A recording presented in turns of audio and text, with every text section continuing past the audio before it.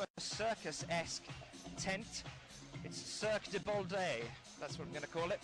And over the next 2 days, we're going to be seeing 60 men and 25 female athletes.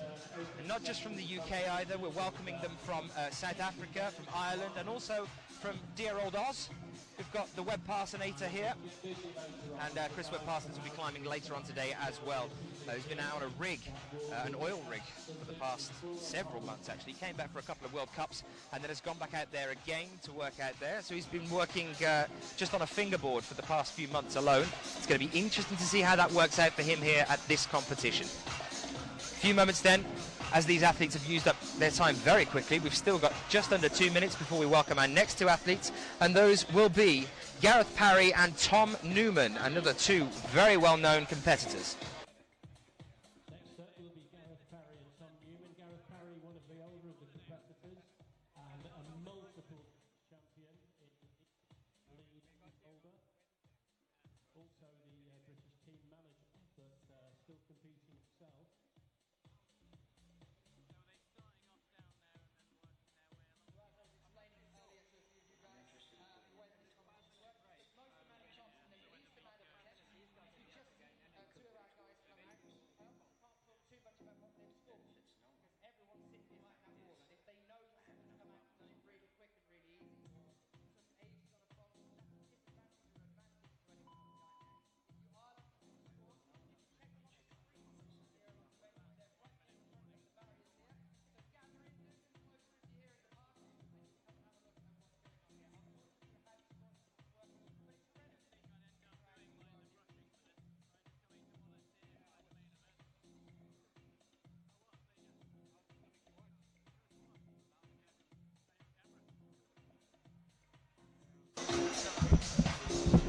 So hopefully you guys are all ready and waiting for a new one. I can see Gaz Parry now just waiting to come out.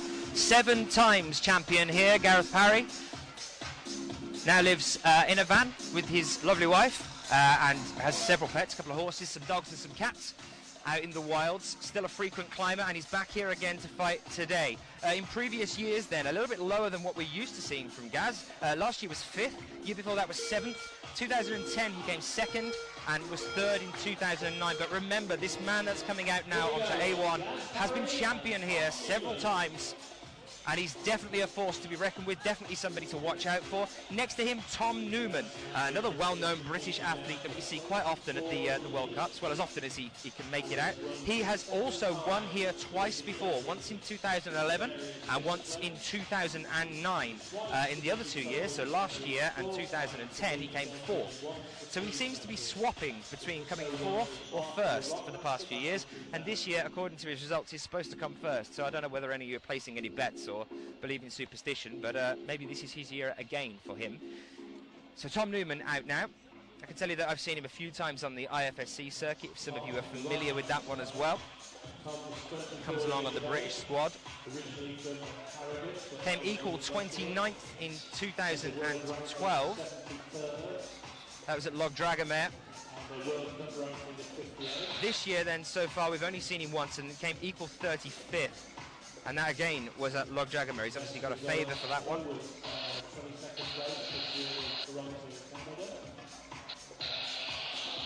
So these first two problems then, just to talk you through exactly what we're looking at here. The first problem, and this is something that the guys at the venue are not going to get, because we can't talk about it that much, because if we do talk about it, anybody behind the wall, it can be kind of detrimental to their effort and be a bit like cheating, because they can find out what the problems are before they're actually come out. As you know, this is on-sighting. For those of you who don't know what that means coming out, seeing it for the first time, addressing it, trying to solve the problem. So this is the first time that these athletes will have seen these problems, so I obviously can't talk to the venue about what the problems are, but I can talk to you guys. So problem A1 then, this is the vertical you can see Gaz Parry working on now. He's getting to the top there as well, nice and easy. It's a kind of a technical problem. These first two problems are vaguely similar. The only difference is on B, it's actually a slab, it's not vertical. There's a lean on B1. And they've compensated that lean by making the holds a little bit smaller. So what you gain in making it into a balance problem and having a little bit more to rely on by leaning forward, you lose in the holds on B1, but they are relatively similar all the way up. probably the easiest in the competition is A1, according to Percy Bishton, who's one of the route setters here. Well known Percy. There's a tiny little blue hold. I don't know whether you can see it on the feed. At the moment you can't because it's over to the left-hand side of that. But there's a tiny little blue hold masked inside the blue strip. And I'll show you it in a moment when we come back to the first viewing of that first wall. That tiny little blue hold, if you miss it, can cause a hell of a lot of problems to progress past the bonus. It's easy enough to get to the bonus on A1, but then you need it as a foothold, and it's almost invisible. I'll try and point it out to you if I see it in a while. This is on A1 I'm talking about now. So if you miss that, it can become quite hard to get past the bonus on that one. On B1, the one next to it, as I said, it's a slab as opposed to a vertical. That can make a big difference. It's a similar difficulty in terms of grading, but a little bit more balance-based. The route setters will try and make the groups as similar as possible. It's one of the things that they do here, is try and keep the two groups as matched as they possibly can, because obviously it can be a problem with two separate groups. If one of them has a much easier run of things and one of them has a much more difficult run of things, it can be a bit unfair because they're not in the same category.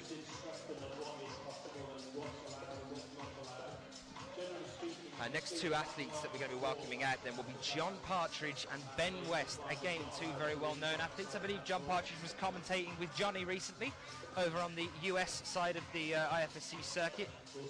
Had the privilege of listening to him all the way through that comp. He's going to be the first out. He's coming out onto Group A now, John Partridge.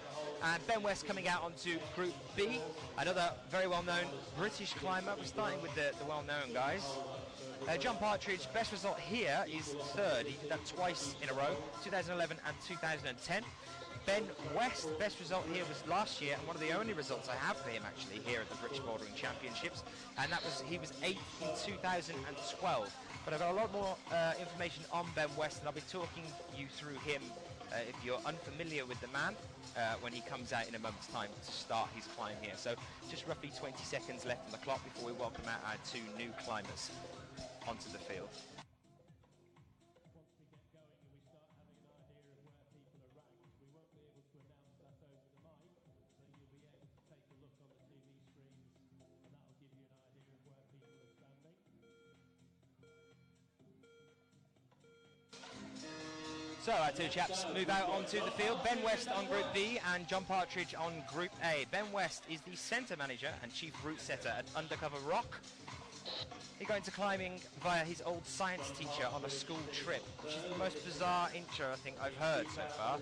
I don't know whether the scientist did some sort of physics thing or chemical, I don't know. Mixed climbing with learning and you lose me. He's from Bristol originally. He was 15th at the Male Juniors Lead UIAA World Youth Championship in Beijing in 2005. So that's quite a while ago. He also competed in the UIAA World Cup in Birmingham, just south from where we are now in 2005. And one of the most interesting things that I have on Ben is something that I'm actually going to interview him about later on and ask him about. But I found a chat with Ben online. It was when asked, what is your most memorable climbing experience? This is his answer. He says, there are quite a few of them, most of them involving Steve Findlay. The highlight, if you can call it that, was being caught up in the tsunami in Thailand. Remember the tsunami that happened? I've got more information on that and I'll talk to you about it later, but apparently he was climbing out there when the tsunami hit. I don't mean he was just in the area, he was actually in the tsunami on a boat. So I've got to ask him about that one. He was climbing out there at a tower, and I'm going to ask him about that one when I catch him a little bit later on. So you can see the other two athletes that were out a few moments ago as well. In rotation, Dave Barons and James Garden, our first two athletes. They've come out now onto B1 and B2. They'll be climbing on that second section. And you can see that there on your screens at the moment. 3 minutes and 20 seconds left, and already most of our athletes have finished up here. You start with the best and they come out and they waltz it pretty quick.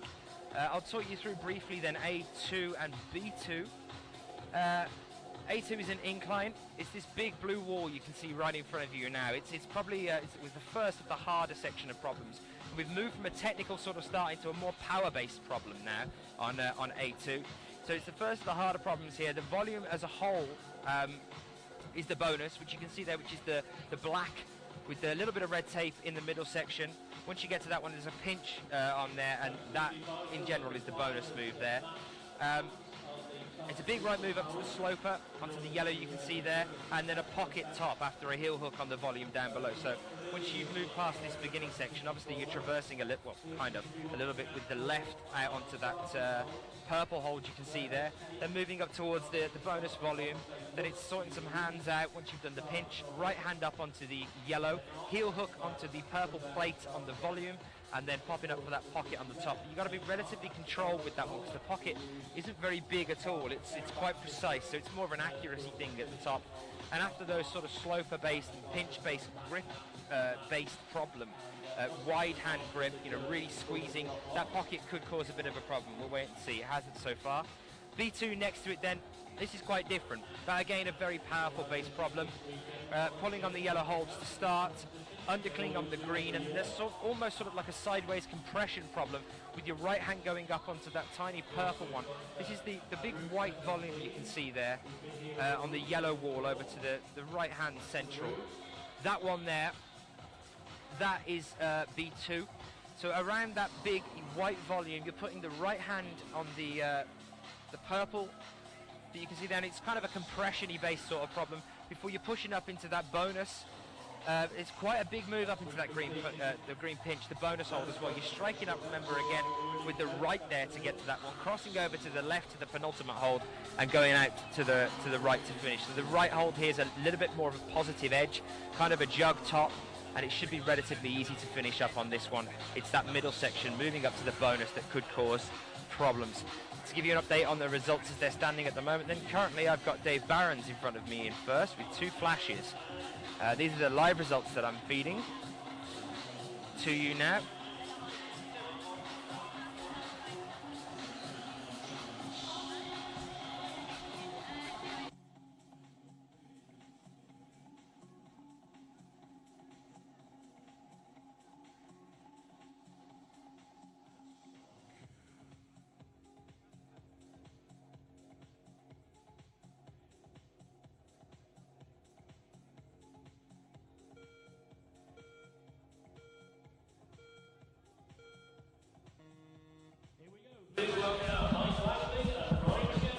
So 2 new athletes out for us now then, Mike Langley and Roddy McKenzie. Those are our next 2.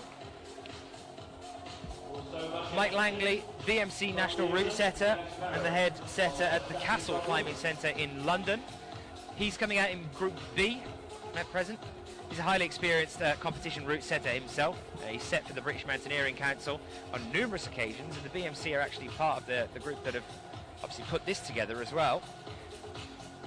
And he's set up both senior and the youth events. Outside on rock, he's climbed first ascents along with 8B routes and 8A boulders. And he's also competed in the national championships and been an official at multiple World Cups. So you're looking at a very experienced man over, you can see him out now on Group B. Number 10 he has on his bib there, starting off on the slab-based problem. Just next to him then, use up their first minute here. Just next to him, we're now looking at Roddy McKenzie. Roddy McKenzie's previous results here at this competition in particular. 9th last year, 11th in 2011, 11th in 2010. The best he's done here, he was in 2009 and he came 6th. Roddy going to be looking to push forward as well, try and make something here for himself, try and push forward. 6th is in the final, and this is the first year. This comp's been running since 1998, so this is the 15th year for them of competitions, and this is the first year it's been in IFSC format. So if you are familiar with that format, if you're familiar to the commentary on these kind of events, the IFSC events, and being with us all the way through and around the world for those ones, you're going to be very familiar with the format here as well. It's a traditional World Cup format for this Bouldering Championships. So each of the athletes have 5 minutes to come out and assess the problem and solve the problem in front of them. They're allowed only 5 minutes in the qualifications, only 5 minutes in the semi-finals. In the finals, they work on a 4+ minute basis, which means that past 4 minutes, if they're on the wall, they can continue making an attempt. Whereas in the qualies and the semis that have been pulled off the wall, they're allowed to continue along with that one and make that final attempt, and that's just for the finals though. So we're taking the 60 male athletes down to 20 today. We start with that 20 for the semi-finals tomorrow. That 20 gets whittled down to just 6. And those 6 athletes then go through to the finals, that 4+ minute basis, and a chance at the medals.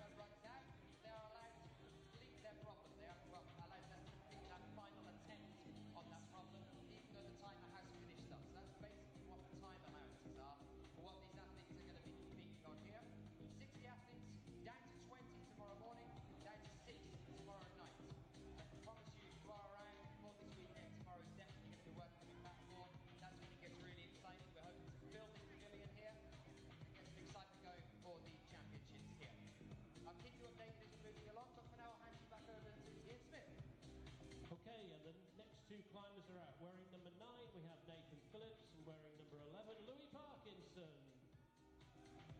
They're the 2 new climbers. So chaps, sorry about that one. I had to do a bit of an announcement to the guys here in the venue, just keeping them updated with everything that's going on. I'm going to be off and on. I'll try and stay on as much as possible for you guys. I know if you can't be here as well and you want to know what's going on, it's always useful to have somebody telling you that.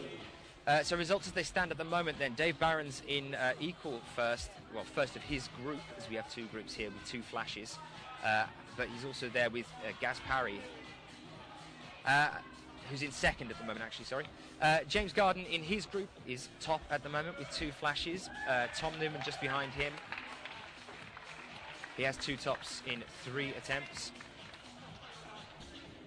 And we've got Ben West and Jonathan Partridge out, and now we have just been joined by 2 new athletes, which is Nathan Phillips and Louis Parkinson.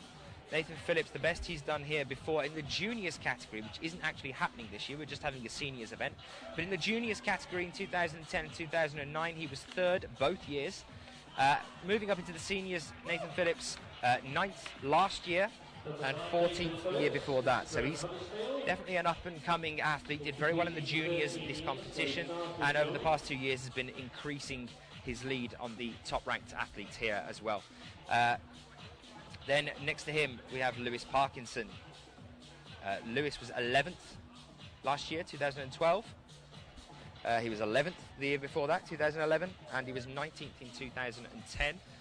Those are the athletes that have just come out onto A1 and B1, and they start to move along the wall here. We're now up to A3 and B3, so I'll talk you through those in a few moments' time. You can see them just at the far end of the screen for you now, just above that girl in the red top you can see there, and the man in the blue top. So on the far right hand side, and I'll talk you through those problems in a few moments. This is the stuff that I've been chatting to Percy Bishton on. But as I said before, problems A1 and B1 are the more technical ones to start you off. Once you get into the midsection of problems, they're the kind of more difficult ones, but they're more power based. So it's going to be interesting to see which of the technical climbers are more used to, more enjoying the far end problems. So problems 1 and problems 5. Problems 2, 3 and 4 are more power based. So we're definitely into the power based section now. It shouldn't be a problem for Dave Barons, one of the more powerful climbers.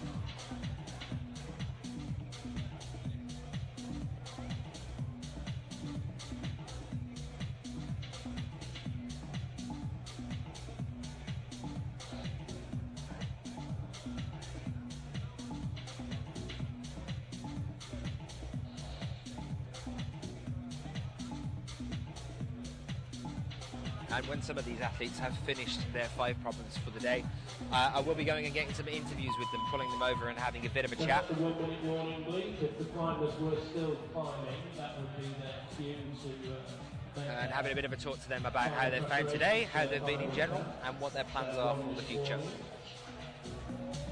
Now, I'm not sure if there is an official Twitter feed going on.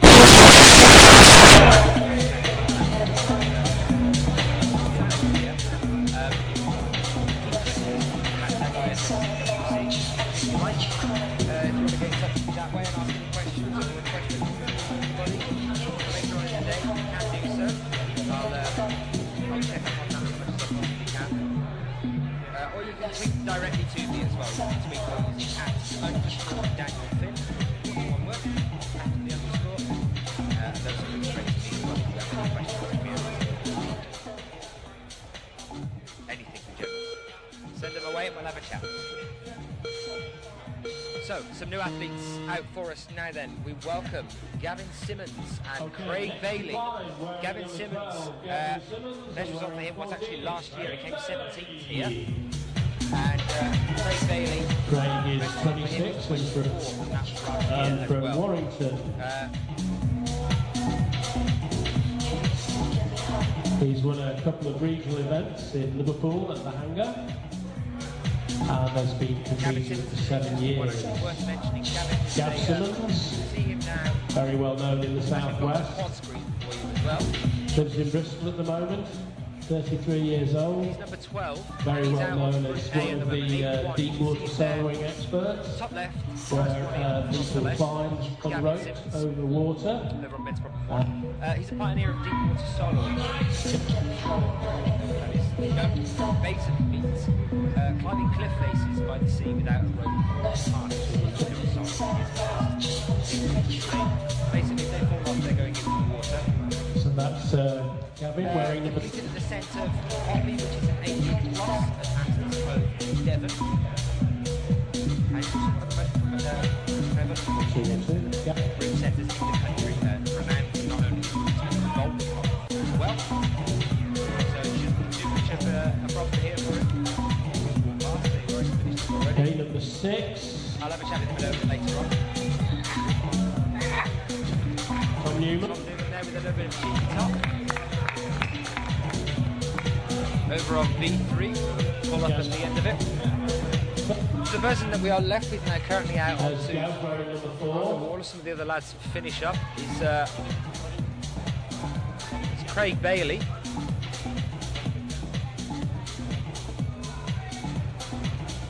You can see him there with an attempt on men's problem 1. Still to get into some of the athletes from around the world that we have here joining us as well.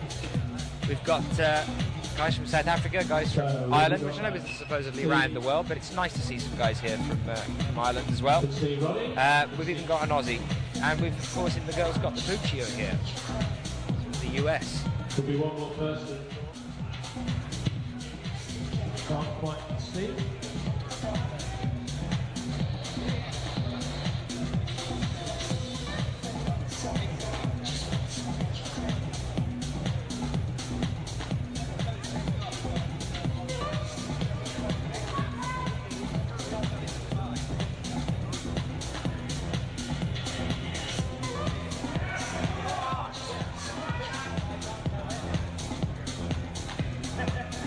Come on, guys. Ooh.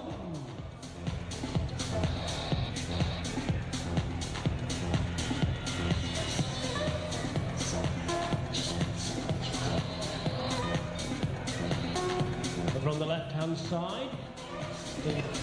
So Gareth Parry still out on the wheel as well. Just here, 1 minute and 45 seconds left on the clock for him. Enough time to make it go at 8.3, which is his power-based problem. Just to talk you through the threes then. Threes are mirrored. Can't see them that clearly at the moment. We'll see where Parry gets on the wheel.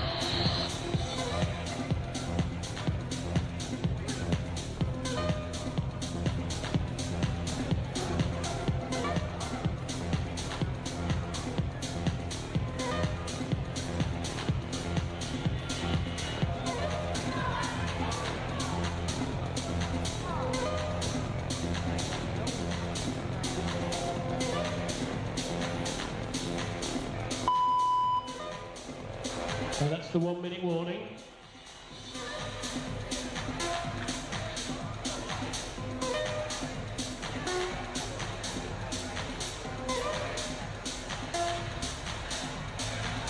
Okay, come on, let's make some noise for Gaz Parry. Come on, Gaz.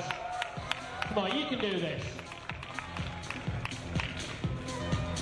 So now you can see Gaz Parry over on the top right-hand side at present. This is the more power-based problem. These two problems are mirrored. You can see the very top of B3 and the bottom left at the moment. But Gaz Parry here, slow and steady, nicely secured, brilliantly done, and with 20 seconds left to go, Gaz Parry atop there for him. Few attempts at that one. That's the more power-based problem. But yeah, A3 and B3 are mirrored, pretty much identical, just the other way round. Double dyno, which is hard to start off with, but sticking that, then moving up onto the erect, using your feet to get up a little bit higher. And then, as you can tell then, if you did see Gaz on that one, going to the bonus isn't too bad, but then reaching up with the right hand, going into the green hole in the middle of the wall, which I'll try and show you in a moment's time. Ben West back out, Dave Barons. Just behind John Partridge's name at present. We're going up for that one. You'll see in a little while John Partridge goes up for it in a moment. You can see the double dyno he just attempted there and struggled to cling that one. But when he goes up past that one, this reaching over with the right hand, which is what was stumping Gaz Parry a few moments ago, that's pretty much the toughest move here. It'll be interesting to see whether we see some toe hooks on the erect. They can use the erect on this one on the right hand edge for A3 and on the left hand edge for B3. And then from there, it's just a couple of quick moves, a bit of a shallow pocket to top out with, but shouldn't be too much of a problem as long as they go a little bit static. There, just below Partridge's name now. A glimpse of the green hole a little bit higher up. And obviously B3 is the same but mirrored, and seriously overhanging work on these two problems. At the moment I believe Ben West is actually on that one.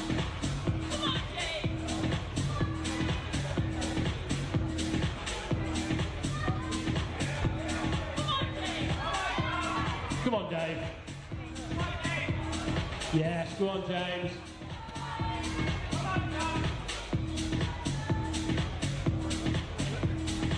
Oh, yes. Dave Barons, everybody.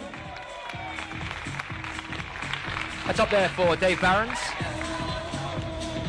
Dave Barron's over on A4 there, coming back to defend his title, the reigning champion here of the British Bouldering Championships.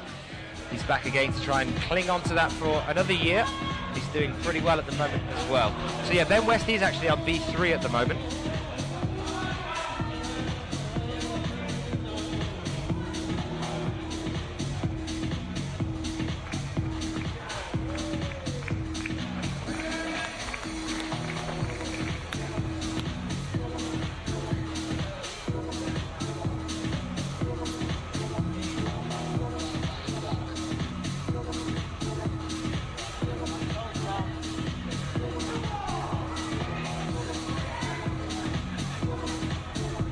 So currently you have Ben West over on B3, which is the mirror of the one I was just talking to you about. Now this move up to that yellow you can see above him is the same as the green on the other one. So this next move should be the top one. Squatting on top of the volume, got to get that right, the left hand in this case, up and over to the top. Just about. See the tension there in the fingers, but he's managed to get up to the next one. This should be okay if he takes it a little bit slow. Gets a hand to that pocket at the very top. One more, and that's the top for him. Using the toe hook to secure it. Very nicely done there by Ben West.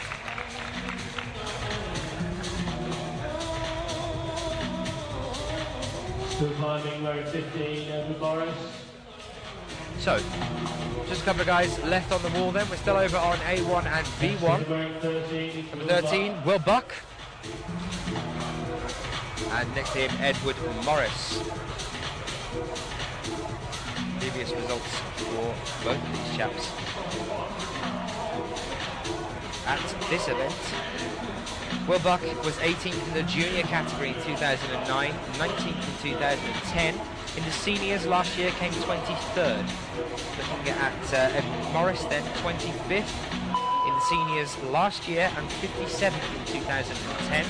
That big step up with the 2-year gap that he's had there. You can see him on B1 at present. Over on A2 then, still with Gavin Simmons. 40 seconds left on the clock. 20 years old, competed for 5 years. Oh, sorry, Nathan Phillips. I do apologise. Over on A2. Come on, Ed. Top there for Edward Morris on B1. Only 20 seconds left on the clock before our new guys come out. That marks the end of all of our athletes. Tops there for everybody. In the bottom right hand corner of the screen, you are having the privilege of staring at Graham Alderson, who actually looks like he's perching on the corner of my screen.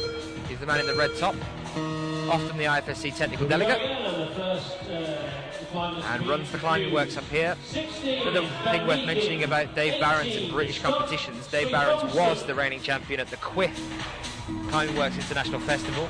Graham Alderson there runs the Climbing Works, local gym to Sheffield. And Graham Alderson runs that competition, the Climbing Works International. And Dave Barron's was the reigning champion in 2012, but actually lost it this year. So is he going to be able to hold on to this other one of his titles as well? Or will that cause a problem for him also? Wearing 6, that's Tom Newman.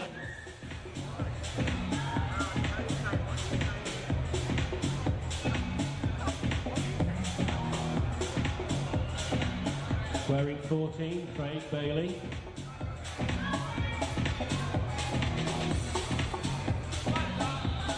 Come on, Tom. And of course, Gaz Parry there. Go on, Gaz. Yes.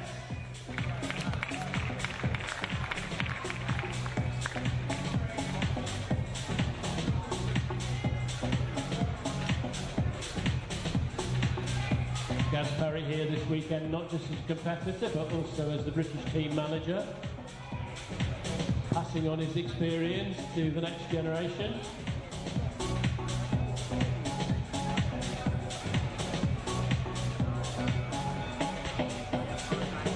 Wearing 12, that's Gav Simmons.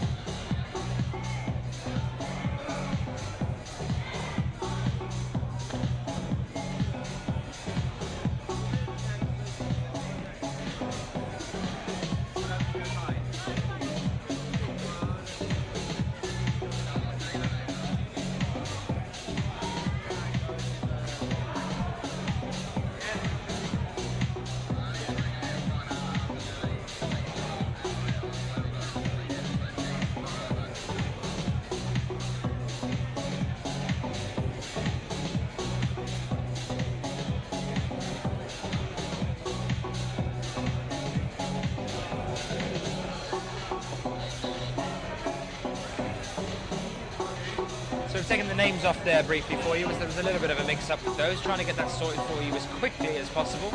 It might have something to do with losing Ned the Baker a little bit earlier on today, I'm not entirely sure, but we'll try and get that sorted and the names back up as soon as we possibly can. The clock is right though, so at least you know exactly how much time these guys have got left, and I'll take you through exactly who is on the board in a few moments' time.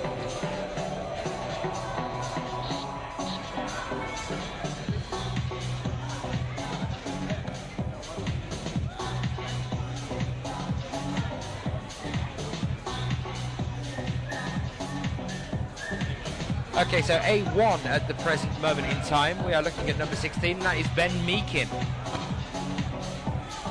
Ben Meakin, when not making bouldering mats, can be found hanging from his arms at the Nottingham Climbing Centre. Hello to you guys if you are joining in today. Maybe you're here, maybe you're watching online, I don't know. Or he's coaching the Nottingham Junior climbing team as well, so he's also a coach. Works for Alpkit and the Nottingham Climbing Centre, Ben Meakin. Just finishing up at the end there. Next to him then on B1 at present. Number 18 is Scott Soithong-suk.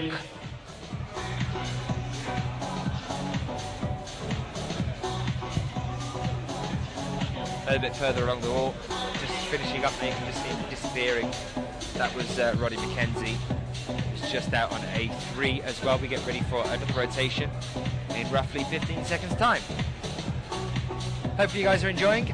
As I said before, any questions you might have, anything, opinions if you're enjoying it. Maybe coming on down to Sheffield later on. Graves Park, huge festival here today. Okay, please welcome. Then do tweet them. Two more climbers wearing 19 is Seb Soithong-suk and wearing 17 James McElveen. So yes, that was Scott Soithong-suk. His brother is now just coming out, Seb, Sebastian. And Sebastian is on Group B as well, so the same problem that his brother just climbed on. And just next to him will be James McElveen. James McElveen on A1 at the moment, just making a start there. Originally from Whaley Bridge, lives in Sheffield. Wearing 7, back in action, Ben West. Wearing 5, John Partridge. He was 31st here last year, McElveen. Sebastian Soithong-suk, the highest he's ever come was 32nd, that was in 2011. And his brother Scott, who was out just before, the highest he's ever come is 32nd as well. Those are the two guys. Number 15 that you can see out now as well, he's in the top right hand corner of the screen, that's Ed Morris, with the top there for him. And climbing next to him is number 9, and that is Nathan Phillips. Nathan Phillips out on A3, the more power-based problem you can see he's going to start using the erect to get up on top of this volume. Squat down in a moment's time. Over on the extreme And then right. he's onto this tricky move, using the bonus hold, moving over. Didn't seem to find that too much trouble at all, though. Looking strong and confident here. Not so much of a problem at all. Nice, solid climbing there from him all the way up. Barely a shake to be seen.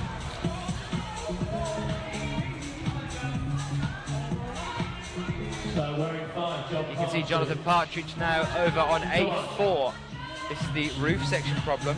Both A4 and B4 have similar starts. Good control there. It's a little bit of a weird start, pushing up into the top of the roof and then moving over onto that volume. You can see he's got a foot on now. You can see him in the bottom left-hand corner of your screen. And moving over to the left and getting up to the bonus there. Using a heel in the pocket on the volume. Enjoy that. But pushing up into a crimp-based section before getting up to quite a juggy finish. Relatively nice to top out on. John Partridge just finished up topping himself, and just next to him is Ben West, who's about to make a start on B4, the similar problem there as well.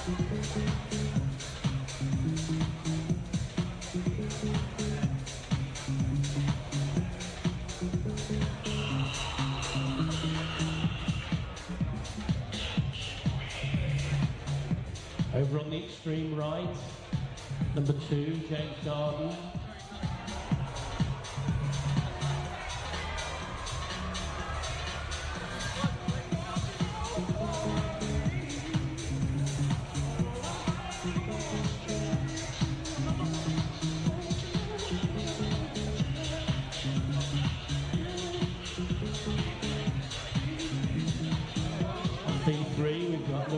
Parkinson having the whole scrub, going in for another attempt.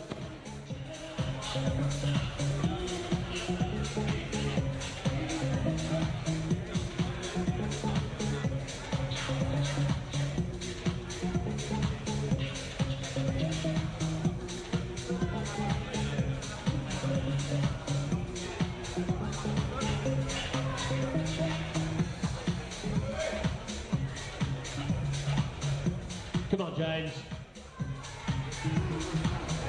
Ooh, nasty slip.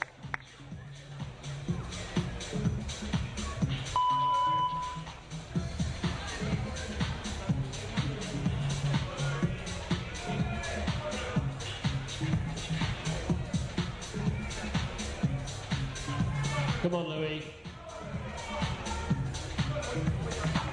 Ooh, good job.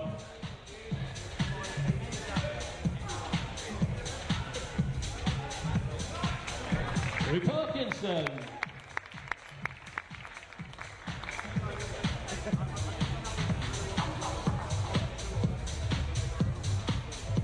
Come on, Ben. Come on, Ben.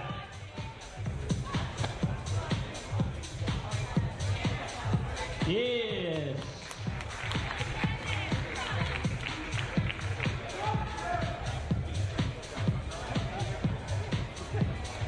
Yeah, James Garden over there.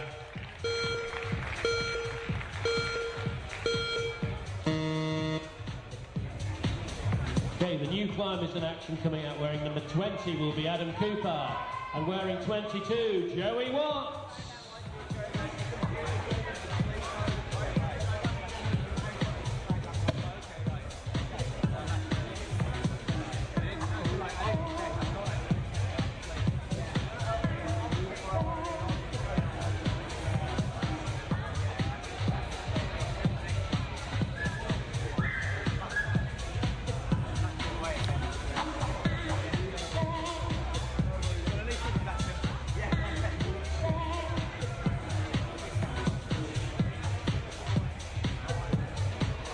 Okay, lots of action now. Somebody out on every single problem.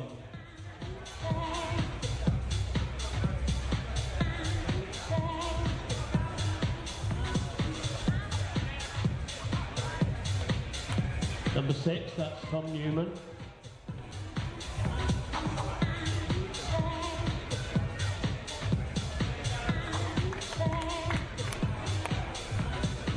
That was Gaz Parry, number 4.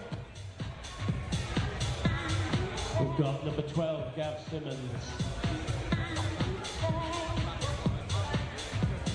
Next to him, Scott Soythomson.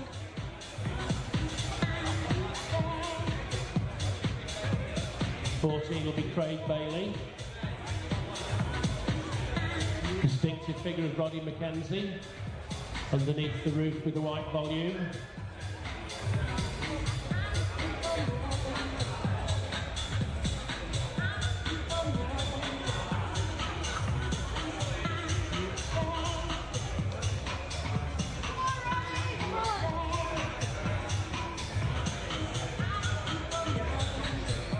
Come on, Roddy.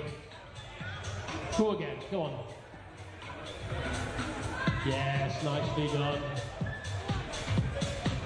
Ooh, so apologies about that one. We're just trying to sort out some problems with the names here, so you can see the names at the venue of who is out and when.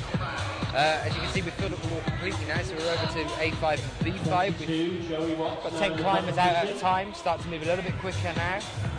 Currently in first place in altogether, actually, between both different groups, is Dave Barrow. He's holding on to that championship title at the moment. He's got 5 tops in 5 attempts, 5 flashes for Dave Barrows. Top of group B then is James Garden still with 5 tops in 7. And Gaz Parry and Tom Newman are still climbing. Gaz Parry currently has 4 problems done in 13 attempts, and Tom Newman currently has 4 problems done in 6. I believe they have just finished their attempts on problem 5 in the bottom right hand corner of the screen, so they're finished up now. The other guys that are still out there climbing now on A4, can see in the bottom left-hand side of your screen, just hanging, dangling there, sticking a foot in the hole. I believe it's Roddy McKenzie. Number 8. Next to him on B3. Number 14, Craig Bailey. This time. Keep it going. Go on, Roddy. Go on, push. Craig Bailey just there. Next to him, further along on A3. Go on, Roddy. You can see him in the top right-hand corner of your screen. That's Nice Gavin move Simmons. Gav Simmons. The deep water soloer I was talking to you about a little bit earlier. Come on, Gav. Next to him is Scott Sweet-Hong-Suk on B2.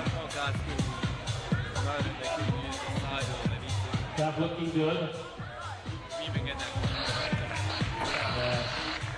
And I do believe that those names are right, chaps. I think we might have solved the problem. So there you are. There's everyone that's out at the moment. Matt Cousins and Adam Cooper out on M1. Well, it's actually A and B grouping. Here we've got M and W. Then Ben Meakin and Joey Watts, Gavin Simmons and Scott Sweet-Hong-Suk, Roddy McKenzie and Craig Bailey, and Gareth Parry and Mike Langley in this group at the moment that are currently out. Some have finished already.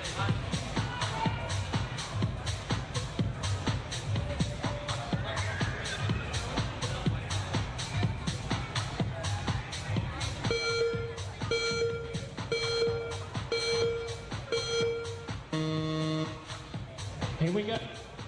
To number 21, it's Stuart Watson. And number 23, Jason Salt. Stuart Watson, one of the members of the British team.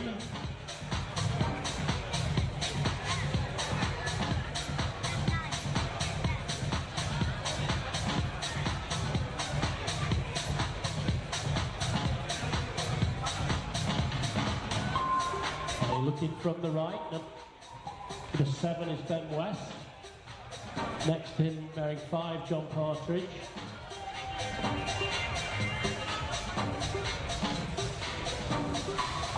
Nathan Phillips wearing number 9, just looking at the white volume.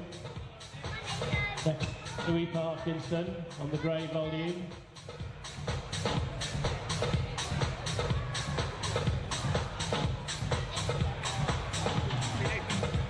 Come on, Louis.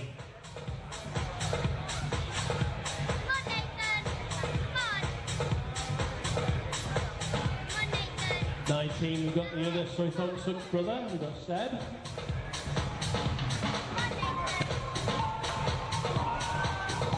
Oh, 21, Stuart Watson.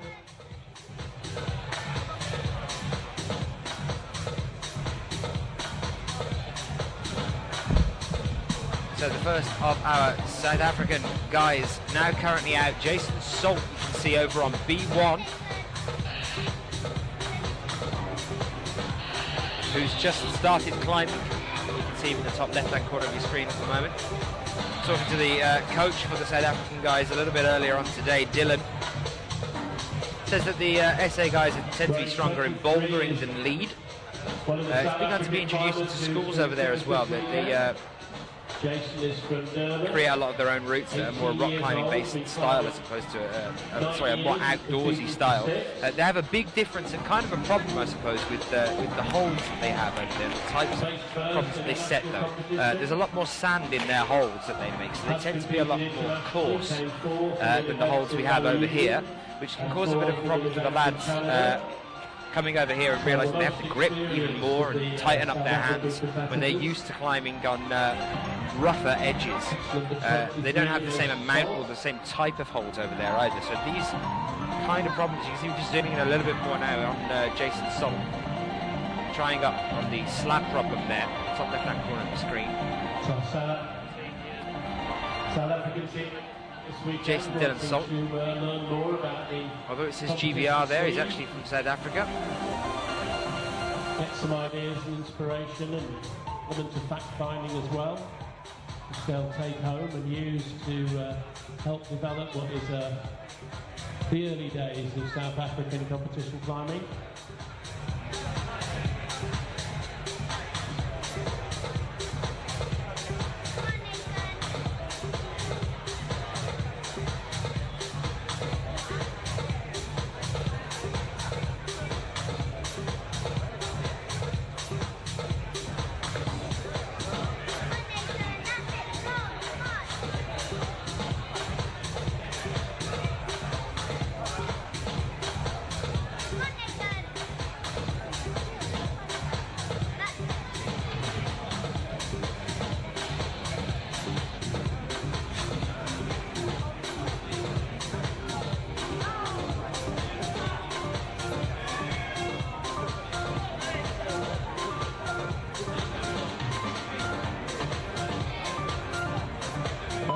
15, we've got Ed Morris. Come on, Ed.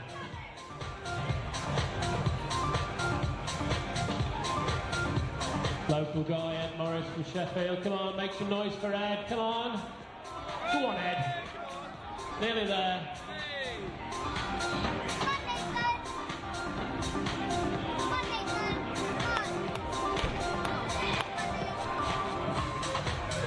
Nathan Phillips pulls back on.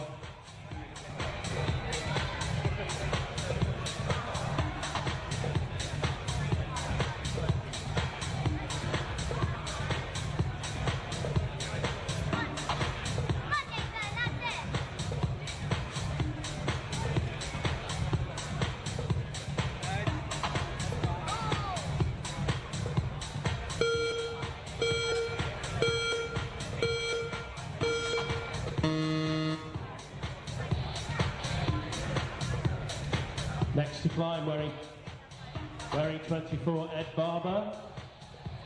And new out wearing 26, Matt Cousin. That's cool. Good evening, it off ground. Best days. Yeah. So small.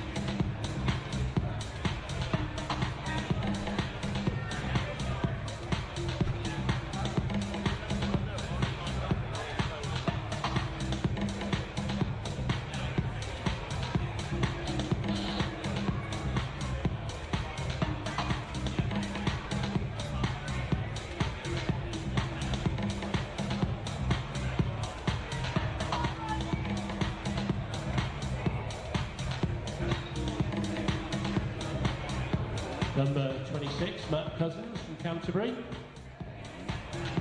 24 years old, been competing for 10 years.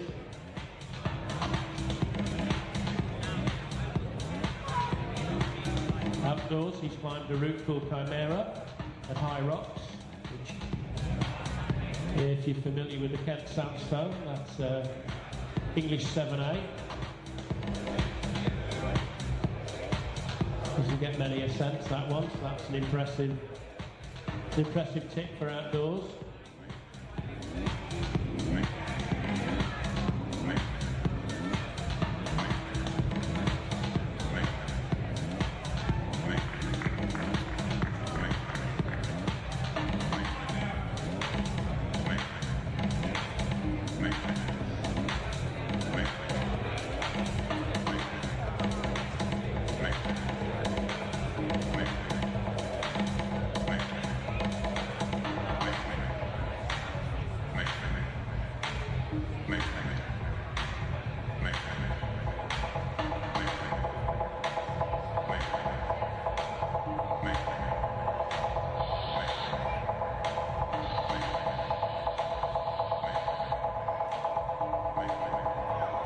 Number 8, Roddy McKenzie, still giving good entertainment, as he always does.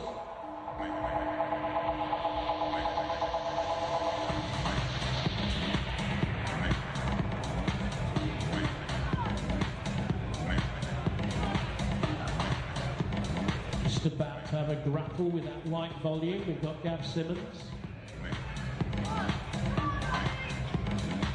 So welcome if you are joining us to the British Bouldering Championships 2013. Apologies for the occasional delays in commentary. Got a few little issues here trying to sort out for you, make everything run a little bit more smoothly.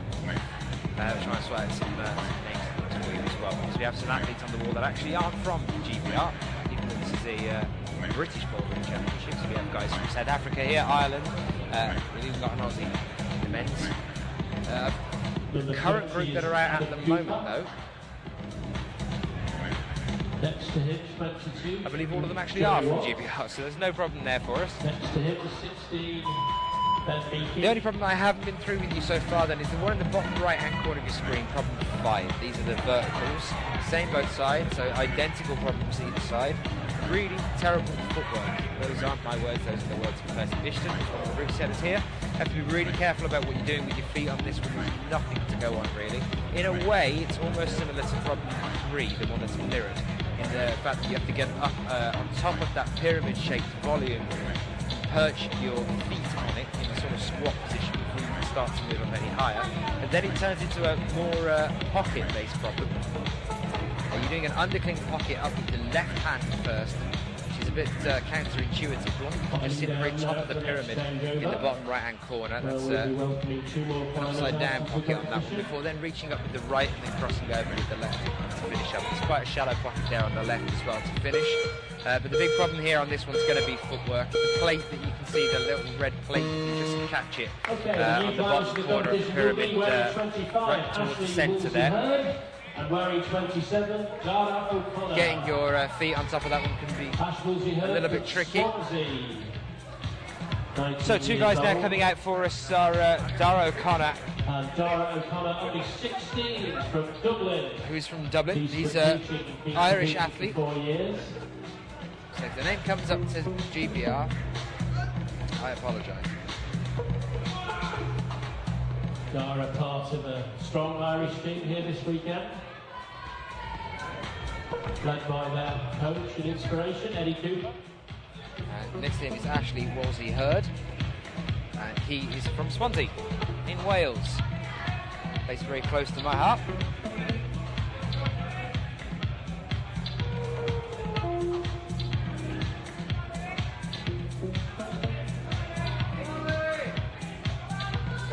Previous results for these two. Ash and Dara setting out on their competition with their first problems. Nothing here so far for Dara O'Connor. Wolsey-Hurd, though, 29th in 2011, 41st the year before that, and then 48th in the juniors in 2009. You can see him out now on Group A, he's wearing bib number 25. Next to him, bib number 27 is Dara O'Connor, who's currently on the slab section. You can just see there. And back over here for the weekend and to take part in this competition and also see the family.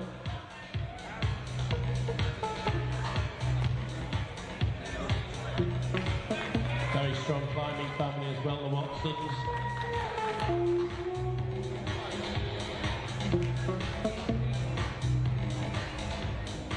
Stuart Watson's dad Mike is usually here at these events, part of the judging team, but it's actually away in France at the moment, riding a stage of the Tour de France, one of the etappes where the amateurs ride it.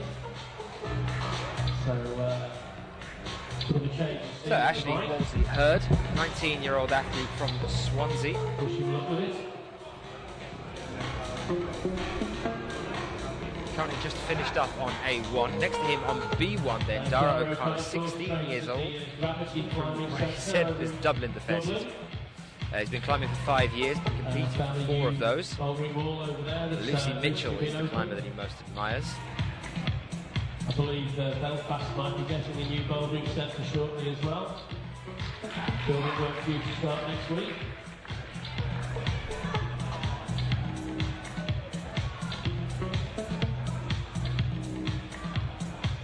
Over now on A3, number 17, James McIlveen. 31st here last year. See him in the top right-hand corner of your screen at the moment.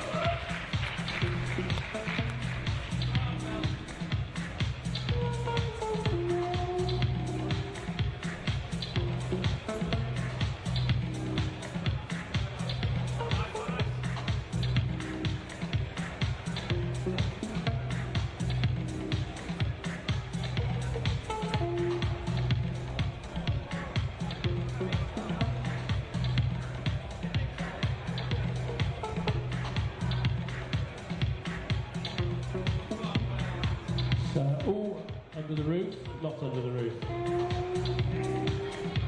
Who we've still got in action? 19 is Seb Soithrongsuk.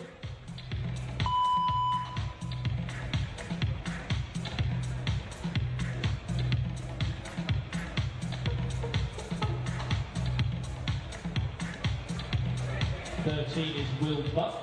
Two lads back out then on A4, B4 working on the roof section. You can see A4 there in the bottom left hand corner of the screen on the right hand side. He's just making a lean out now. James, another climber from Sheffield. Trying to figure out how he's going to work around this roof section. Competed in the Junior British Bouldering Championships last year. We've got a heel in there, he's using it now. And James trains at the Foundry here in Sheffield.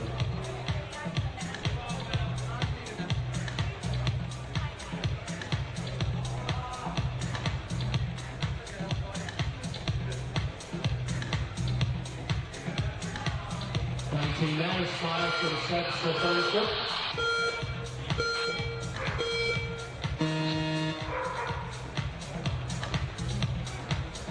Out of the rotation. Two new male athletes out. 31. 28. Oren Coley. Joe Swales. And Joe Swales, number 28, out on A1. 31. Oren Coley. Oren Coley. 17 years of age. Oren's an unusual British climber.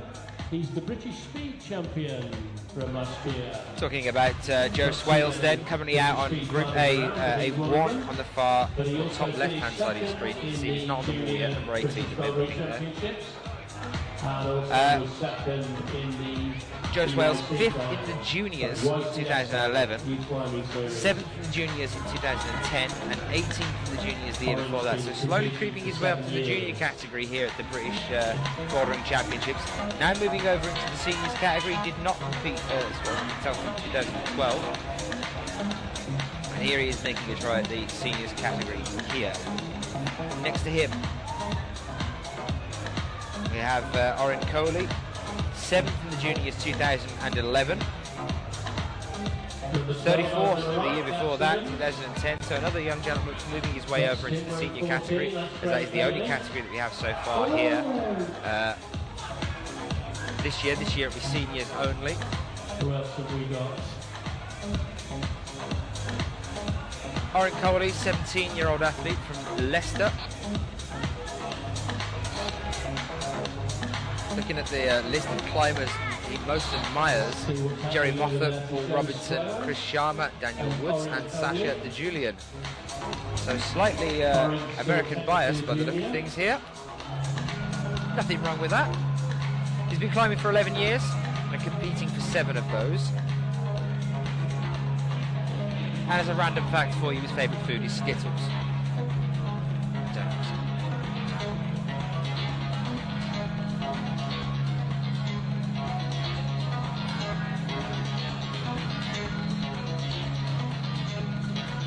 Current results as I had them at the moment then. In Group A, Dave Barron's in first, Jonathan Partridge in second, Gaz Parry in third, Nathan Phillips in fourth, Gaz Simmons in fifth, Roddy McKenzie in sixth, Stuart Watson in seventh, and Eddie Barber in eighth.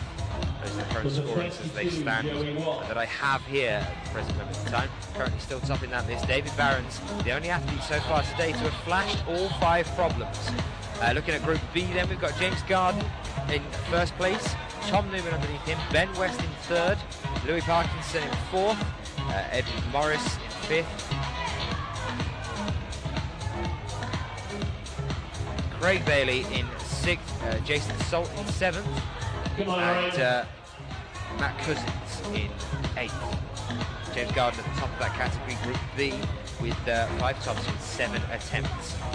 Still there places to be found here in the top 9, top 10 rather, in each group. We will take 10 from A and 10 from B, even if the scores are better in one of the groups. While there is some conjecture as to whether it's fair or not to split them into groups, the route setters try and make the two different two sets of boulders as similar as they possibly can. They twin as many of them as they can. But of course, when you're dealing with 60 athletes, it would only make sense that you do it in 2 different groups, otherwise we really would be here until tomorrow getting through that amount of people.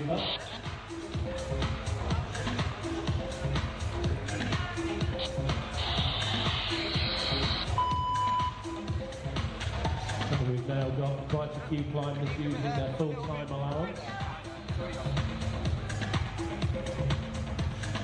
Probably can see like what we're doing.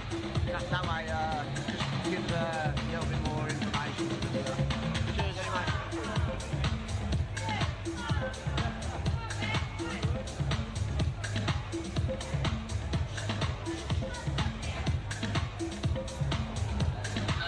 So 30 seconds for these athletes then. Left on their clocks. Trying to use the most of that time as possible. Edward Barber came 22nd here in 2010. The only result that I have for him in this competition.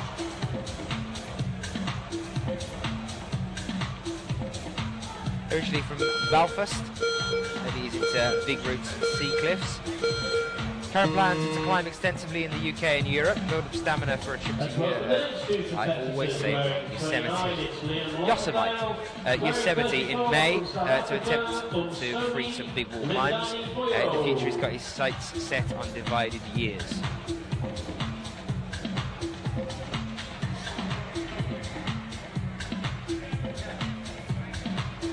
Stuart Watson now out, another extremely well-known British climber, does very well at the IFSC Cups that he attends.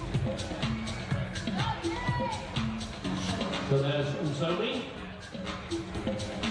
He was sixth twice last year at the IFSC World Cups, bear in mind as well. That was sixth in Innsbruck and sixth in Munich.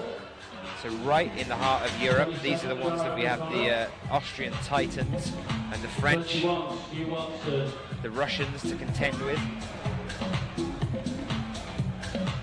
So making it to a final as a British athlete against some of these extremely strong countries, and the worldwide audience that we have at the IFSC is an extreme feat in itself. He's currently out now on A3. And he should do pretty well here, Stuart Watson. Just see him making and sticking that dyno. Over on A3.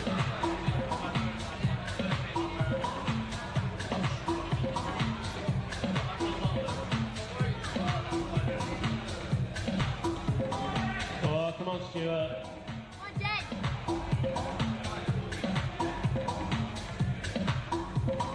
Yeah, well done.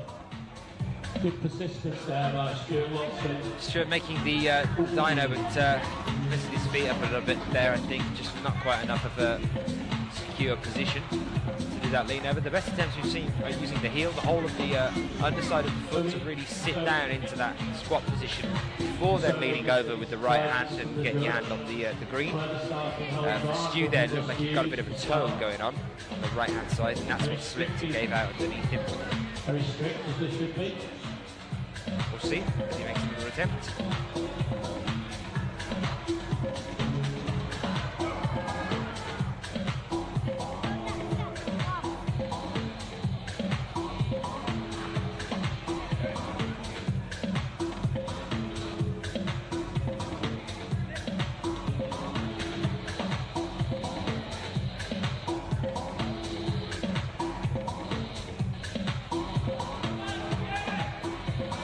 Number 15, Ed Morris.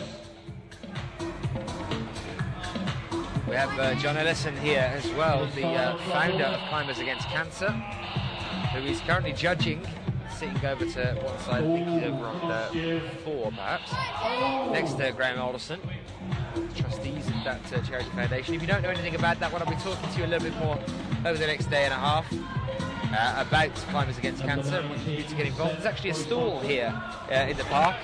If you do want to get involved, you can go over and buy the t-shirts, help support that cause.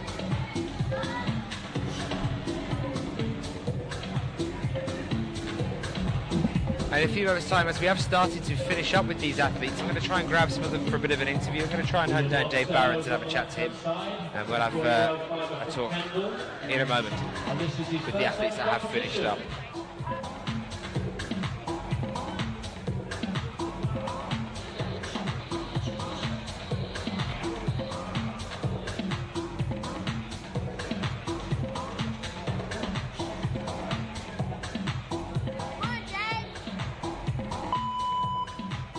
Come on, Stuart. Have it this time.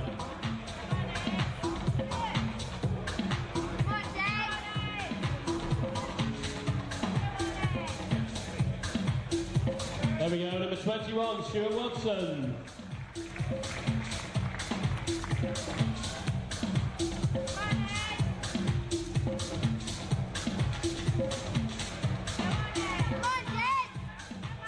'27, Dara O'Connor. Come on, Dara. Come on, Dad. 10.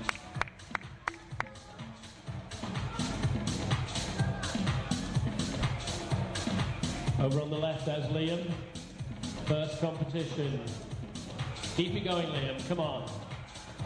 And again, go on.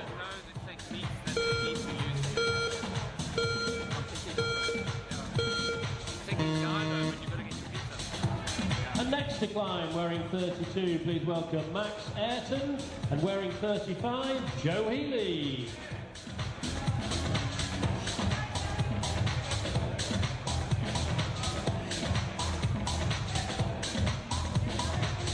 Joe Healy's 18 years old. He's from Edale, out in the Peak District. He's only been competing for a year.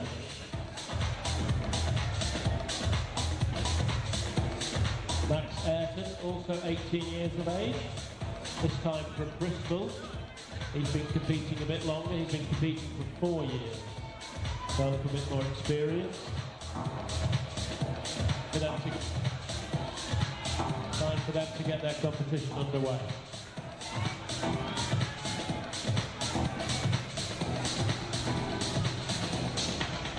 '31 there is Orin Cup.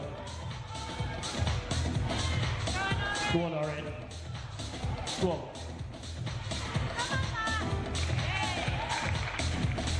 Orin Coley. Wearing 26, that was Matt Cousins. Who have we got under the roof? Number 22, Joey Watts. Next to him wearing 20, that's Adam Cooper. Way over to the right, Scott Thompson.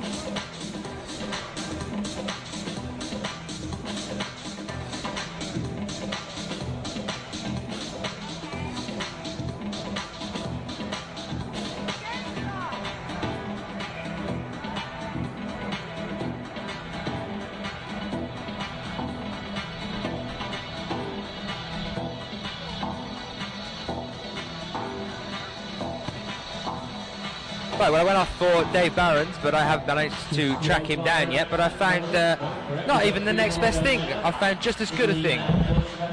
I found Jonathan Partridge, and I've got him with me here. Okay. Yeah, I can hear you just about. You can hear me just about good, okay. It's a bit loud in here, isn't it? It's the music and everything else that's going on. Yeah, great atmosphere today.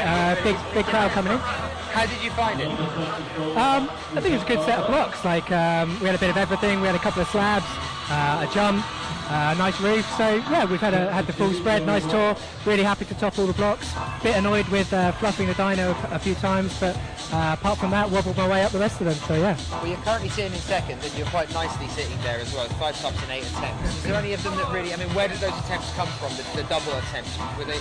Yeah, it was just the number 3, the jump for me. I just couldn't quite latch the right hand hold good enough. There's a thumb catch I was missing on the first few goes, but once I latched it, managed to go straight to the top.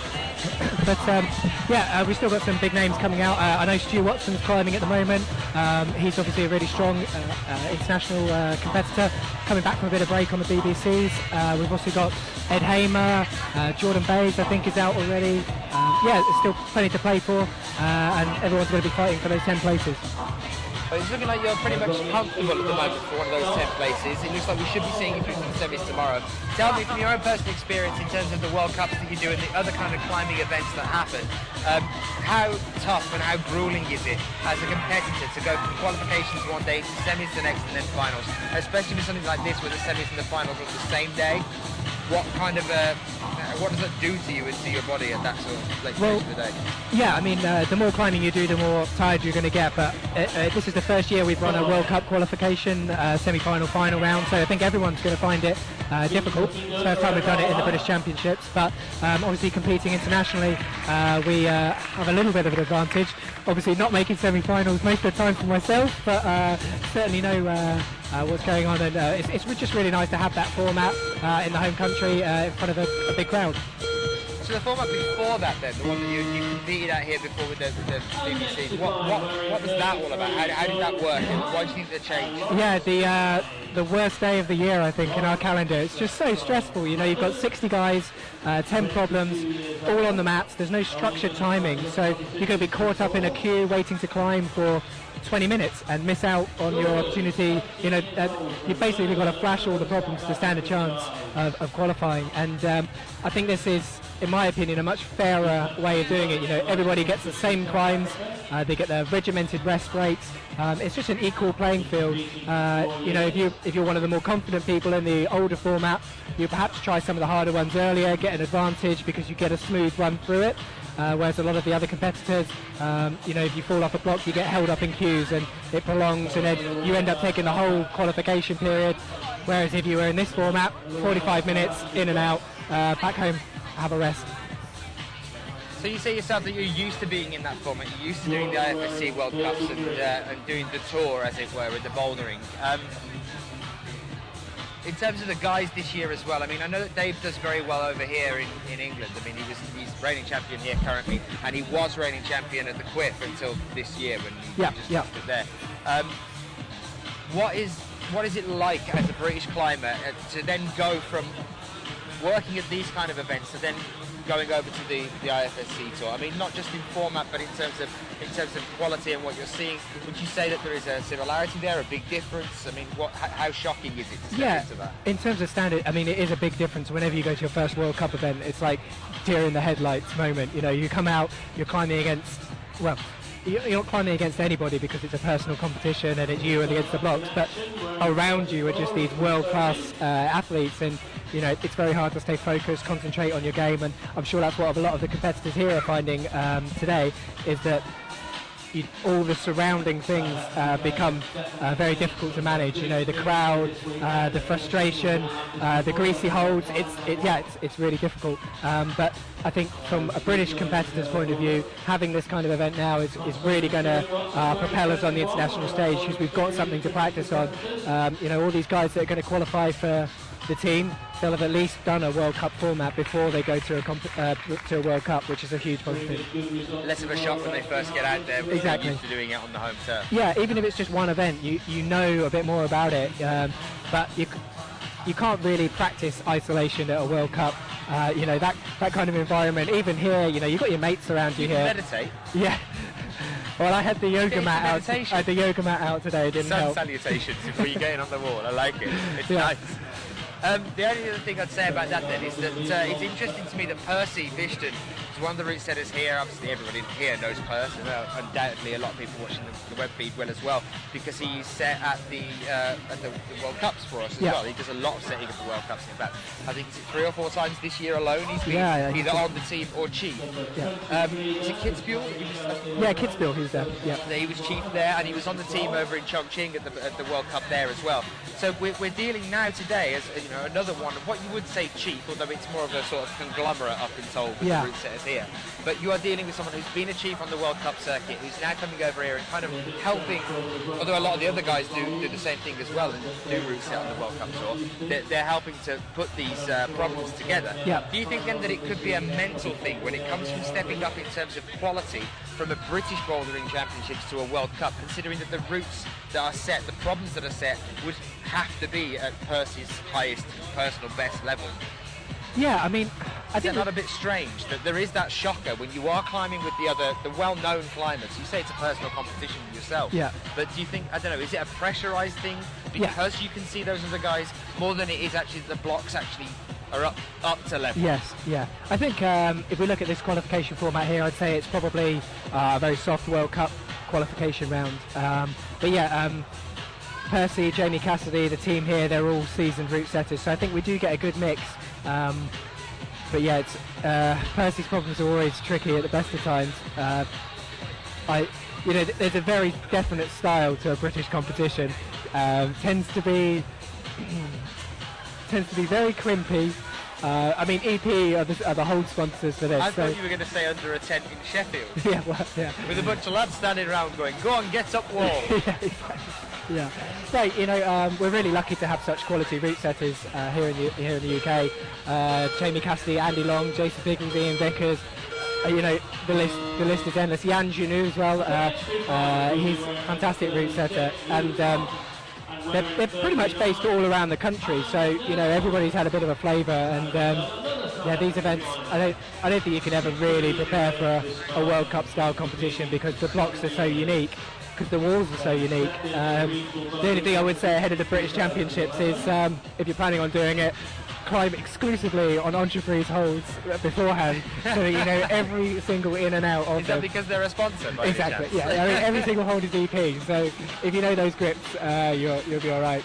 But it's one thing worth mentioning, these in terms of the grips, it's getting really hot under this tent, so and the guys coming out later on, I mean, I found it greasy on a few of the problems, and I was out third in my group, so I can imagine these guys are... You think that already, even at third in the group, it was already you were getting chalk? Yeah, it was really sweaty. I think the tent just, there's a bit of humidity under here, and it's always hard. You got greasy palms whenever you come out for a competition, but yeah, I mean, we're really lucky compared to last year where we had the knee deep in water. This is a real luxury. You wanted to climb that year just to keep your feet dry, yeah? exactly. You don't want to fall off to get your boots wet.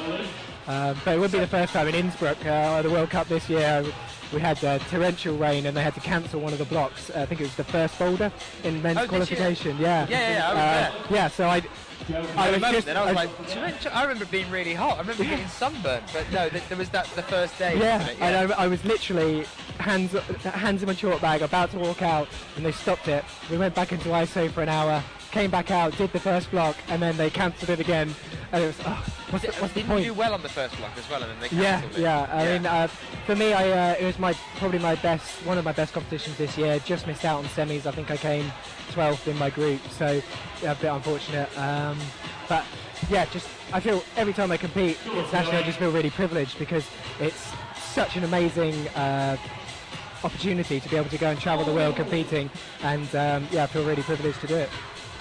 So for anybody that's watching back at home and anyone that's in GB or around GB, in terms of getting to that standard that you're now competing at, for those of you that are just joining this interview, this is Jonathan Partridge talking to you at the moment about being a climber, about being on the British team.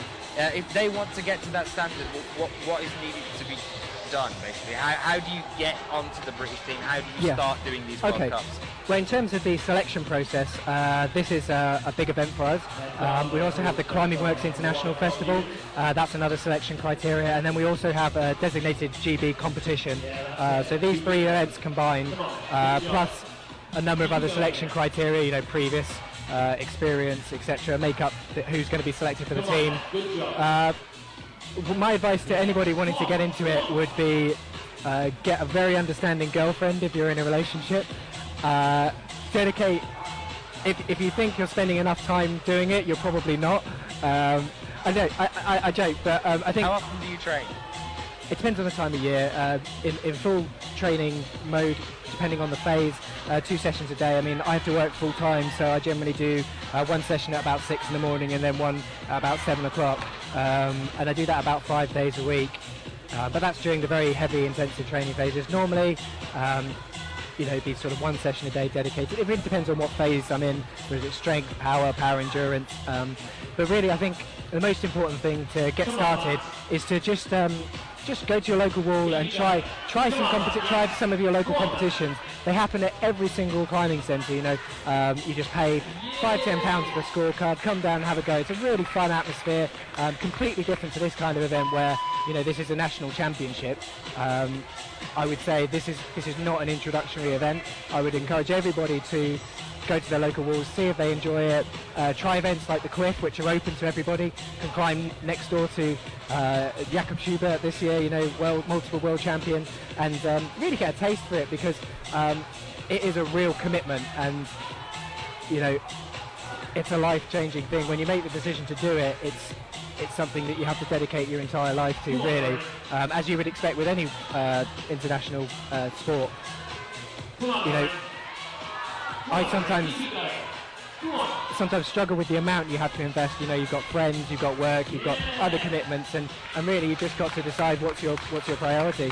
So basically what you're saying is if you're in a committed long-term relationship with lots of friends, you're going to have to break up with the girlfriend, find a new one that's quite okay with you doing well. No. You're going to have to abandon all your friends and get new ones at the climbing gym and train before work. So get up earlier, go to bed later to have a chance of doing what you do. And then probably not enjoy it in the process. And then not enjoy it. So basically you're saying don't get involved.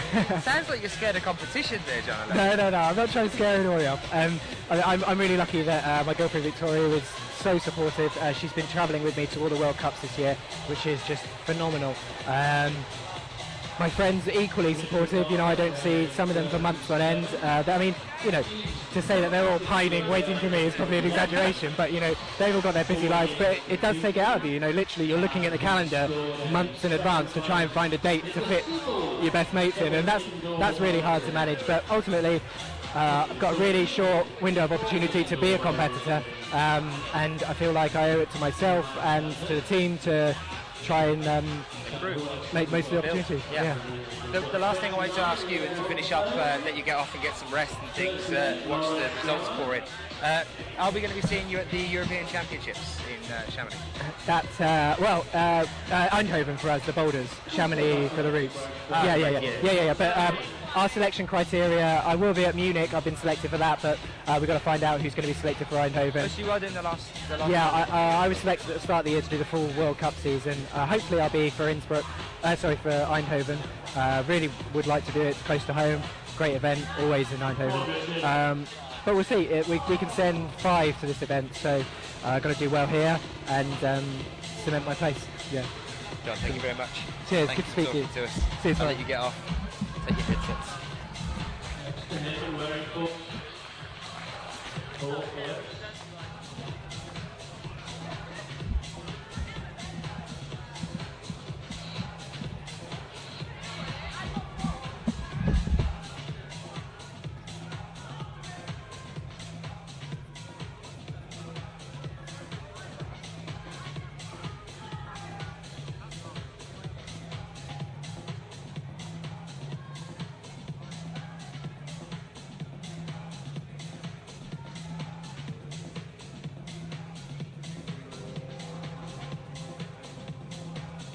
Well, it's lovely to talk to Jonathan Partridge for a brief moment there. Have a bit of a catch-up. I will try and track down some of the other guys later on as well. I've just had a brief word with Gaz Parry, and I think Gaz is going to come across and have a talk to us a little bit later on as well. Got a few questions I want to ask him there. And then Ben West as well. At the very beginning, I promised that I'd grab Ben for a chat about this whole Thailand situation and the tsunami he survived. So we'll be having a few more interviews as we go through the day. If you are requesting any interviews, if you're interested in hearing from any people in particular, if you are joining us from South Africa and you want to hear from some of the SA guys and gals, then get onto Twitter. You can get in touch with me and ask for them by using @_Daniel Finn. And I'll also keep an eye on the IFSCWC hashtag as well. And try and see how you guys are getting on and what you're after. A couple of those guys now out on the wall then. Somi there on B3.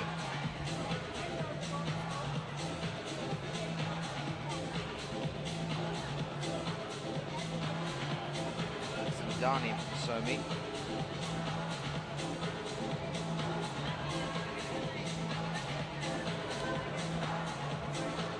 "17 years old, 4 years he's been climbing, so not actually that long when you consider the age that some of the Europeans start at. You're looking at, in fact, a lot of professional climbers, you're looking at 4 or 5 years old beginning their climb, but 13, Somi started.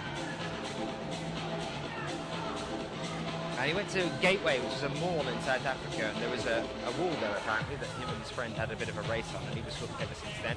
Then he came back to school and realised that actually the school have their own climbing wall, so we got involved there.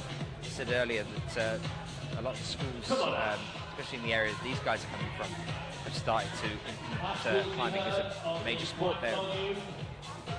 Putting it as a sporting activity, building their own walls, having their own provincial competitions and then national competitions. Somi, his proudest or best result, if you were, is a 7th in South Africa under 17. So that was 2012 last year. Climbs roughly up to about 7A indoors and doesn't climb that much outdoors. He's also a long distance runner, so the endurance side of things hopefully won't be too much of a problem here if he can get there. But another big thing about these South African guys is that they're not used to the more dynamic style of moves. They're not used to volumes because they just don't have them over there apparently, according to Dylan, who's the coach that I was chatting to earlier. They're not used to volumes, they're not used to dynamic moves like run and jumps, double dynos. That's all bizarre territory for them. And they're more preferring the kind of crimpy style of things. There are some crimps on this wall. I think A4, once you're past the roof section, is quite crimpy. But I think that the way that these guys train and the walls that they work on are very different to the ones that obviously we use over here, and the Europeans, even the Americans use. And the Americans are different enough to even over in Europe. So it must be quite interesting for them to have spent so long training at a certain type and become very good on a certain type of wall and come over to an international competition and just suddenly be thrown by, as John Partridge was talking about a moment ago, these Enterprise holds.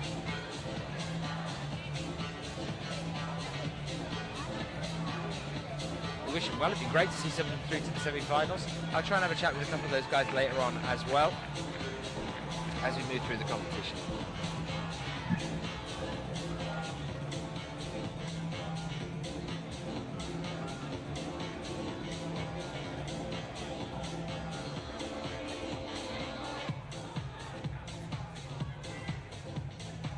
Scott here, wearing 40. He's from Aberdeen. 17 years old, competing for 3 years. Was the Scottish Bouldering Champion in the Youth Climbing Series final. So we're seeing some of the strong juniors stepping up into the senior event this weekend.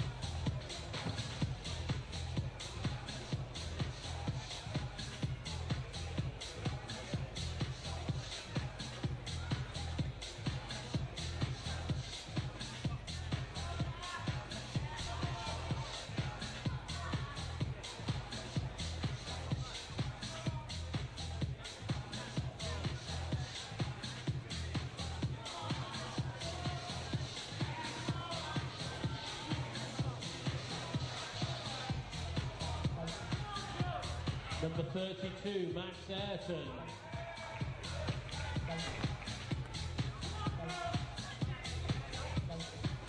Max Ayrton finished second in the Junior British Bouldering Championships last year.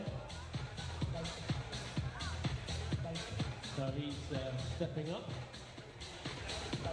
into the seniors. I'm sure he'll compete in the junior event this year.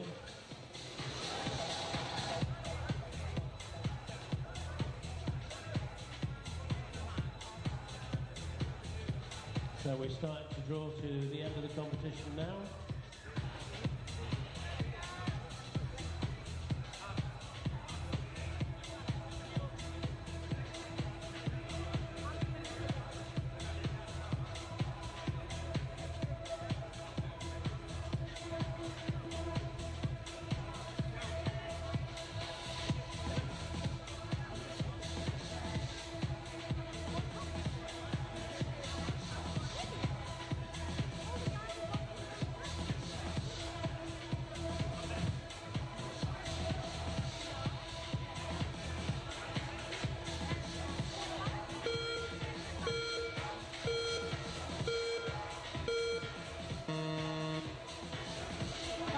To climb, wearing number 41 with James Thornhill, and wearing 46, Will Atkinson. Will is from Leeds,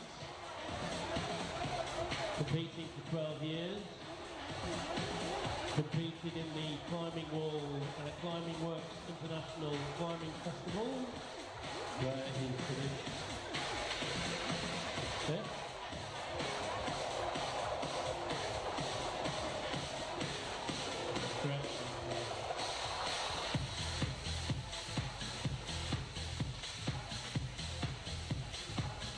And the other new competitor, James Thornhill, 16 years old, from Penistone, the outskirts of Sheffield. And this is his first competition also.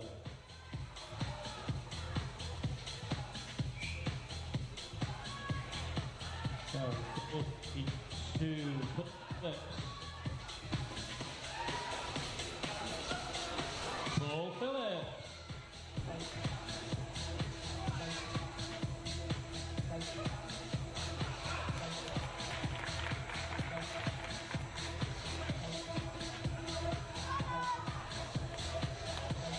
Woolsey Herb completing his competition.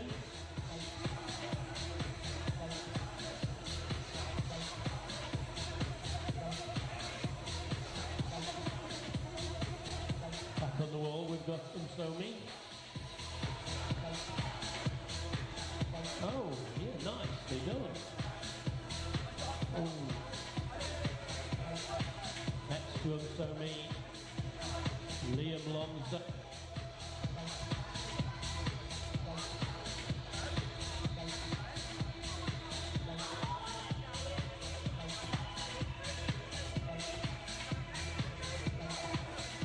Over on the right, 27, Dara O'Connor.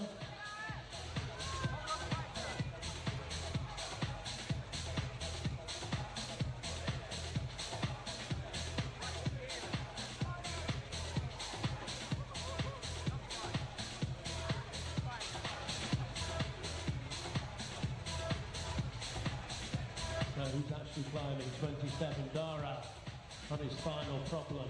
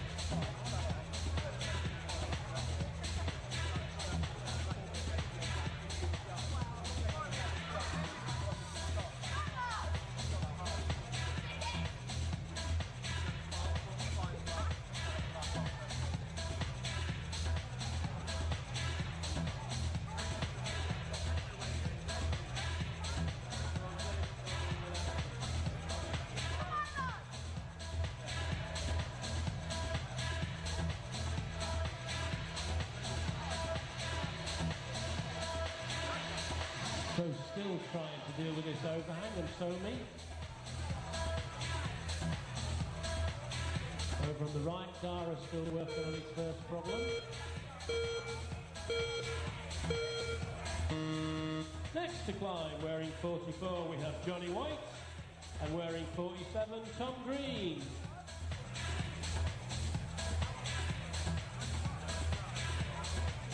Tom Green's 19 years old and from Doncaster, been competing for 3 years.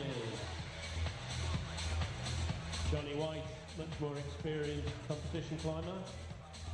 Seen Johnny White many times in the junior ranks. You usually see him doing really well in the lead events.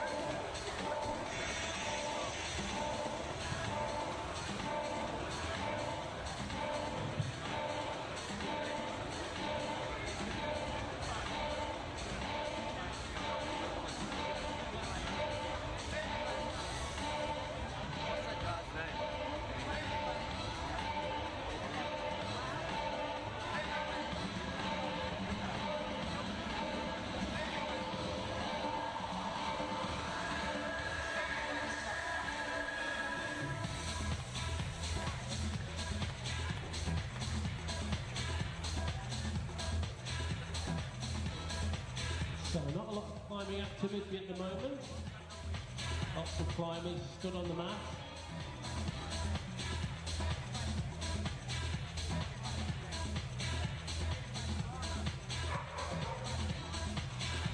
Sourcing some more interviews for us for later on in the day. We're going to be joined in a few moments' time, roughly 5 to 10 minutes, by Dylan, who's the head coach for the South African team here. The boys are still climbing at the moment, so obviously he's a little bit busy watching them as they make their ways through the wall in front of us. Okay, just pull back. Name's still working fine in front of us. 8, Joe Swale. Final problem for him.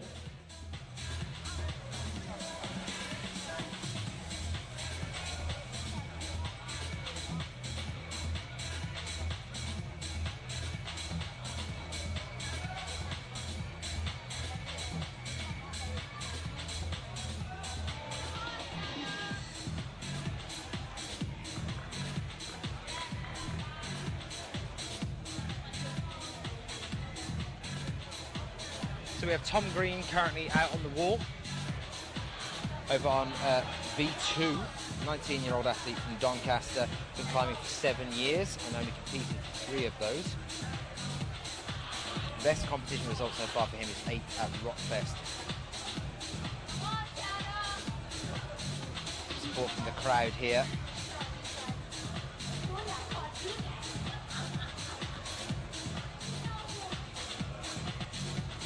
So we've got 2 guys under the overhang. For the young athlete. 32, that's from Bristol.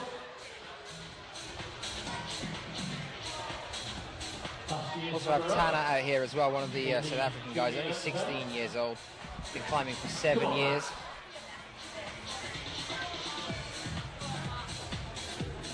Some guys behind me at the moment from that crew, giving a shout out for Tana, offering some support. I had a brief chat with Tana earlier on today about how he got into climbing and how long he's been climbing for. He's 16 years old, Tana. You can see him at present.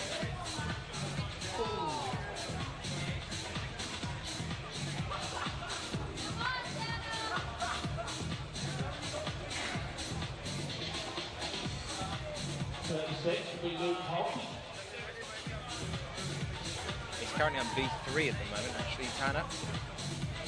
Not W4. 16-year-old, been climbing for 7 years, 5'8" in height, 60 kilograms. He's the second tallest of the South African guys. His sister was a climber, relatively well known over in that country. Keller Mundell did it at her high school. And he used to go across after his school finished when he was still in the, we would say, equivalent of juniors. He was really young, finishing about an hour before she finished school. He used to do the trip himself, walk across, and go climbing at his sister's school.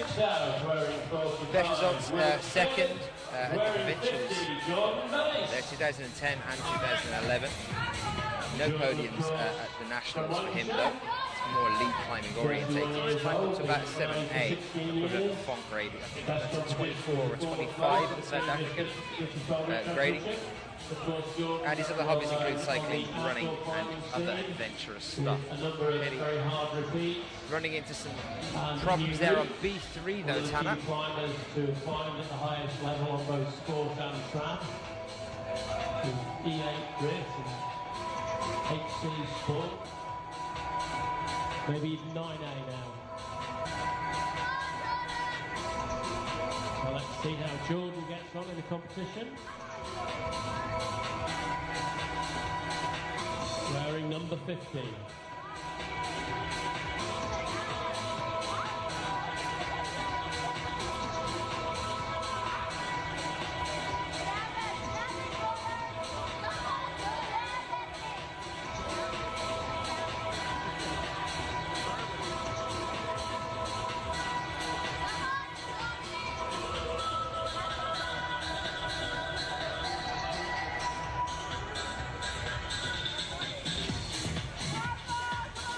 Number 30. Tanner's teammate is out now as well. Jordan Pillai. You can see him on A4 at present. And that is in the bottom left-hand side of your screen. Number 33 on his bib there. Jordan, 17 years old, been climbing for 4 years. He's 5'9" at a weight of 53 kilograms. One of the heavier guys from SA. And again, his sister started climbing, Jasmine. She was very well known as well, and then she got him into the sport. He's been first in the South African Nationals in bouldering in 2011. That was for the under-17s category. So maybe got a chance here of seeing something from Jordan. Let's see how he gets on with this one. They're not used to the more dynamic moves. He's getting a heel hook in here.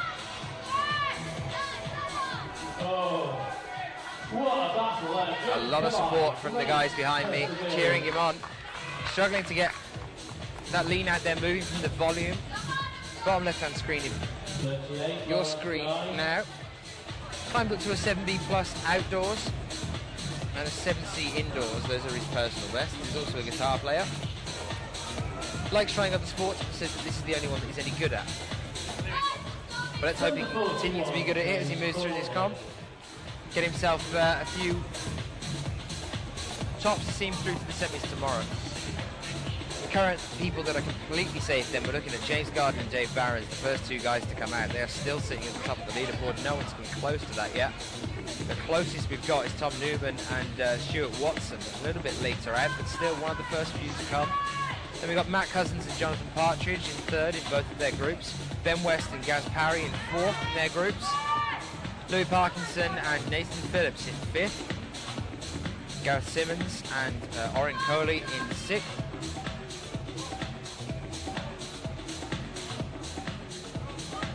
Craig Bailey and Eddie Barber in seventh, Ed Morris and Roddy McKenzie in eighth at the moment.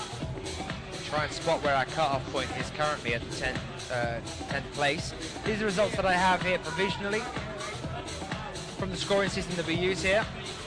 Dave Barron's still the only athlete today to have topped all five with flashes. Come on, Jordan. Wearing number 50 on his first problem. Time here is 1:45. Getting quite late, and we've still got a few to go actually coming through this. It's looking like we won't be starting the women's as early as originally planned. It's going to be a bit of a break, of course, for the route setters to reset the blocks. For the women's competition a little bit later on, the women's qualifications. You can stay with us and join us for that a little bit later on this afternoon. I'll double check on the time now because it's looking like it's not going to start as early as we thought it would.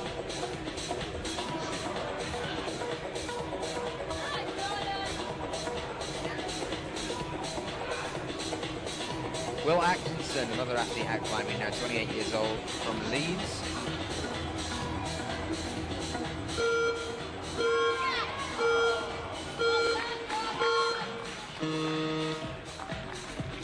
When asked how long he'd been climbing, he wasn't entirely sure. He said 15 years, maybe.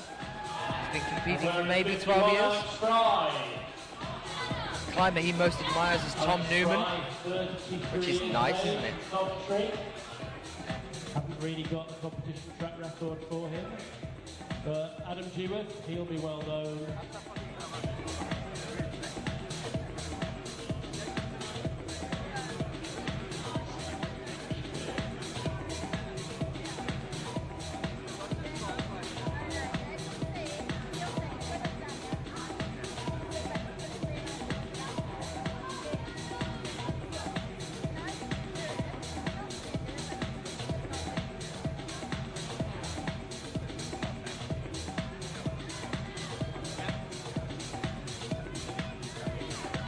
Okay, here we go, we're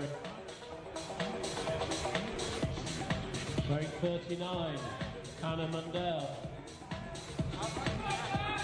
Over on the right, 32, that's Max Ayrton.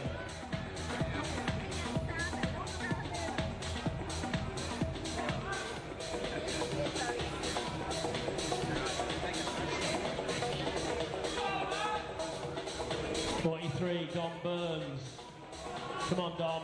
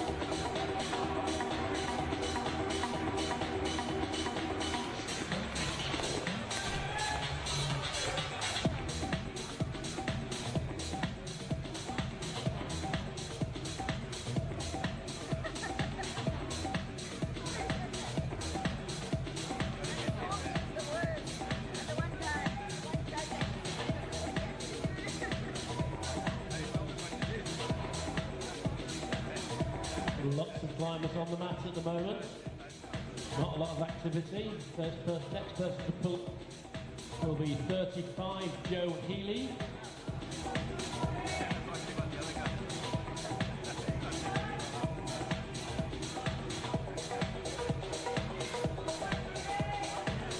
Okay, number 44, Johnny White. Johnny from London. In the position from junior to senior.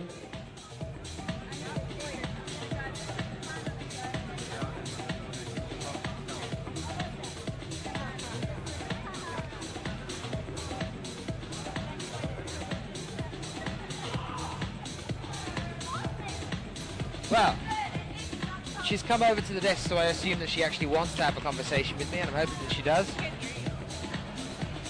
I'm now joined by Alex Puccio, who's here down at the ground, getting ready for later on the women's competition. Alex, how has the past month been treating you? Good. I haven't been climbing very much, and just relaxing and enjoying my time in Colorado, and now I'm trying to get psyched to climb again. What have you made of the men's routes here today? I haven't looked at them, to be honest, that much. I think they're really crimpy, which could be interesting on the fingers if you haven't climbed in a while. But yeah, the guys' climbs look really cool. Chris hasn't climbed in 5.5 weeks or something from being in Trinidad. So he's climbed 2 days, literally the last 2 days. So hopefully he has fun. So he's just been using a fingerboard, isn't it? Out on he's gone out onto the rig and he's doing rigging work. Yeah, he's been running, fingerboarding. Hopefully he's really strong on crimps. He says he is. Yeah, I think the thing that you think about, like, you lose the fastest is like just your kind of your head, and your like you don't really lose strength very fast, but you lose like just like the feeling of climbing. So hopefully he has that still. Huh? The mentality? Yeah, I guess so, yeah. Just like the way of it. But yeah, we'll see what happens. What do you think of the park and the whole festival that's going on? It's really cool. Last year it was really rainy and not so fun, but yeah, I mean, this is really going off today, so it's awesome. And later on, anybody that's going to be giving you a run for your money, who's going to be the biggest competition? Everyone. Everyone knows Everyone. is going to be there. But do you have anyone that you think might surprise you later on? Surprising. Hopefully I can surprise myself. No, but are you worried? Are you concerned about this one?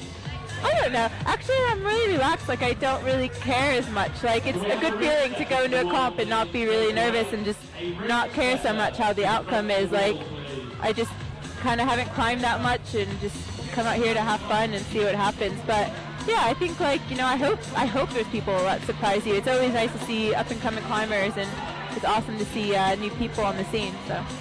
Well, you climbed at the Cliff at the start of the year, the Climbworks International Festival. Yeah. Yeah. How did you find that? Trying to remember. Oh yeah. Yeah, I found it all right. That comp was always really hard because it was a big red point round. The first round and the semifinals was good. Did flash all the boulders, was tied for first with Mina, and then in finals, I remember it kind of sucked because they're all kind of easy, and so there's the last boulder that none of us did. But then, if you slipped on one of the boulders, which I did, I went all the way to third place. Something so kind of sucked, but yeah, hopefully this one's better. Well, Percy, who was one of the route setters there, is one of the route setters here as well. So you've got Percy Bishop to contend with. Percy's pretty good. He's all right. So you excited? You pumped? I'm psyched. Yeah. Hopefully I don't get pumped. 25 of you later on, so a lot smaller for the girls. Do you find that that's a big difference in terms of the way that you think of it, you are personally in the mentality of it compared to the World Cups? Yeah. There's a lot of different athletes and a lot of unknowns. I think you get a little less nervous here. I mean, I don't feel that nervous just because I'm not really too I haven't been training so much for it. But also, like, we have to think in China at the World Cup, I think there's 22 women. There's more girls here than there was in China, so that's something to be proud of. Alex, good luck. Thank you.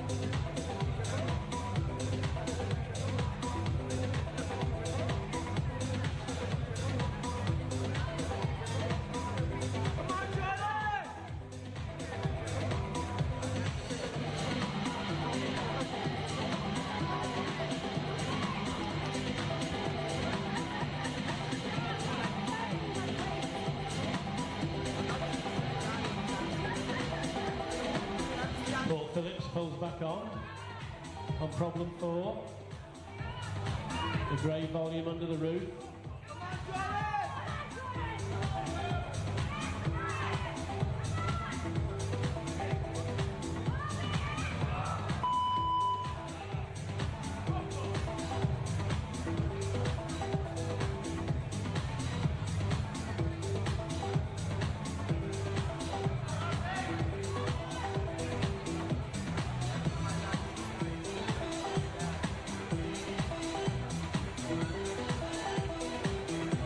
Alex Puccio for a brief chat.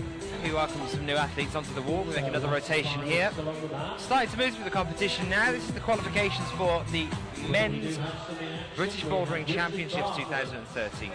Take these 60 athletes down to just 20 today. We start with the semi-finals tomorrow morning. 20 athletes. Take those 20 down to 6 for the finals. And we have the finals tomorrow evening, starting approximately 6 o'clock-ish local time to us. That is of course subject to change, and that's due to how the semi-finals goes on.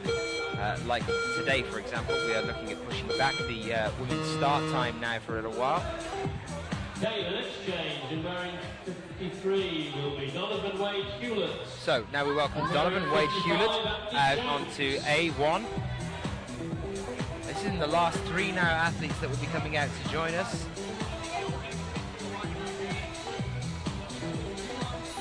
And with Donovan Hewlett is Andy Shanks coming out now onto V1. 53.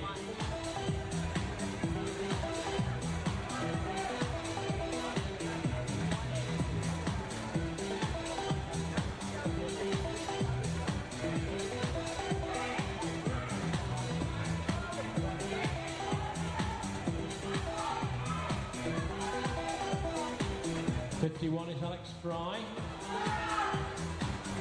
So Donovan Wade Hewlett we have here then, one of the other South African guys. I'll be speaking to their coach in a little while.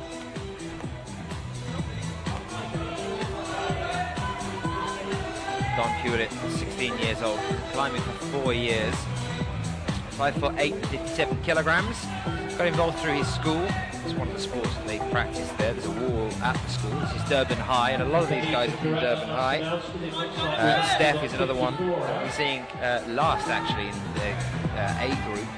I think he's actually the oldest athlete from South Africa here today. Steph's 20 years old. We'll talk about him a little bit later on. In terms of Donovan Hewlett, then, is proudest of being first at the KwaZulu-Natal Bouldering League in 2013. So this year the under-17s category, so this is provincial, came first in bouldering there out of roughly 22 competitors. Grades that he climbs are normally around a 7A indoors, and doesn't really climb outdoors. He's also a keen cyclist. You see him there, the bib number 53 out on A1 at the moment, top left-hand side of your screen. Next to him then on B1 at the moment, we're looking at Andy Shanks. 48, definitely Adam Dewar.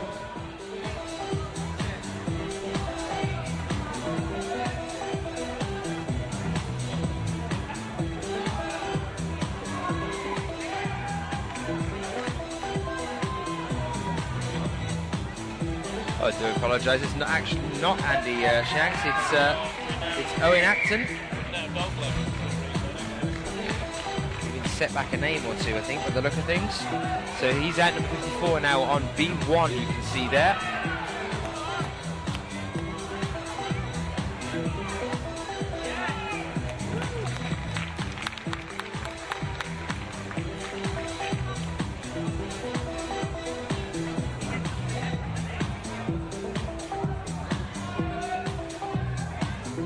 It's 54, Owen Acton.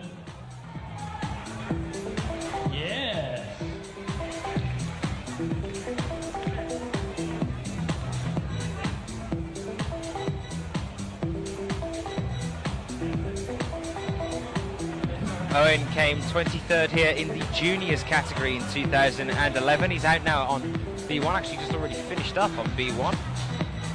Still with the guys still in the middle of this section of blocks then. Blocks 1 and 5, so the first and final blocks that we have here are very technical based problems. Blocks 2 to 4, so 2, 3 and 4 are all more power based problems. So the guys that are used to the sort of stronger moves, power-based central core tension, they're going to do quite well on 2, 3 and 4, and the guys that are more used to the technical sort of side of things are going to do quite well on 1 and 5. Obviously the overall really strong guys are going to do the best on all 5. We've seen that happening from Dave Barrett and James Garden, Tom Newman, Stuart Watson, John Partridge, Matt Cousins, Ben Weston and Gaz Parry earlier. Those 8 athletes, by the look of things, are definitely now going to be making it through into the semi-finals tomorrow.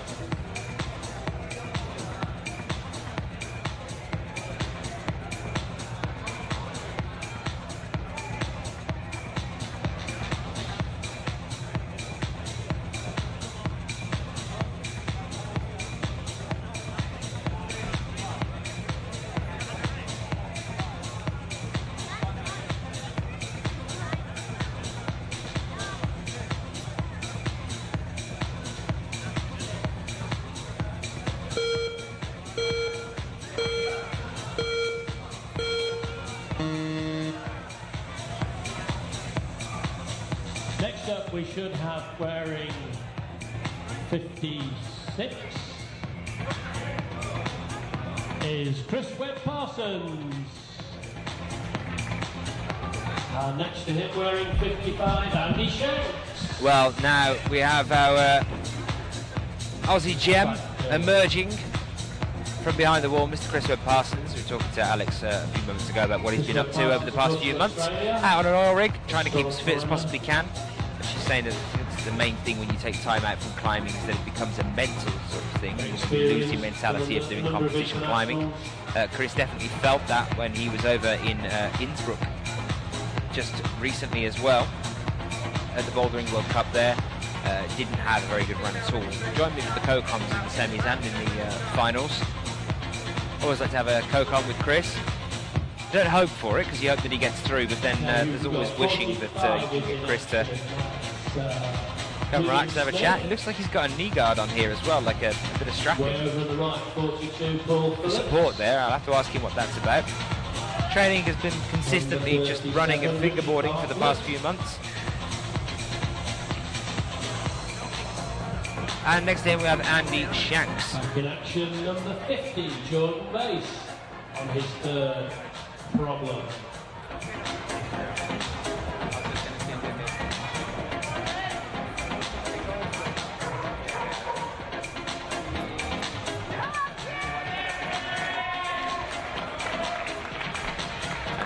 From Edinburgh, you can see him there on the ground on B1.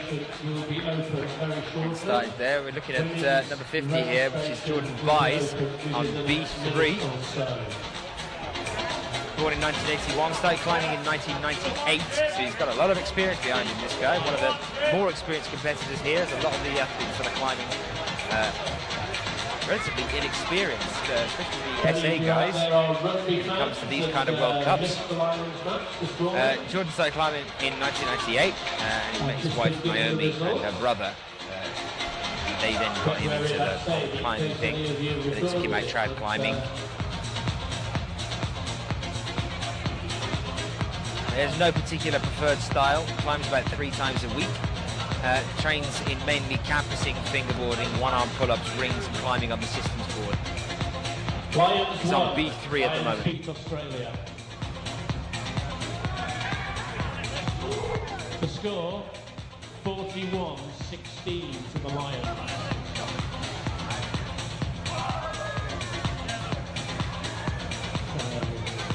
Good news for the Brits this morning.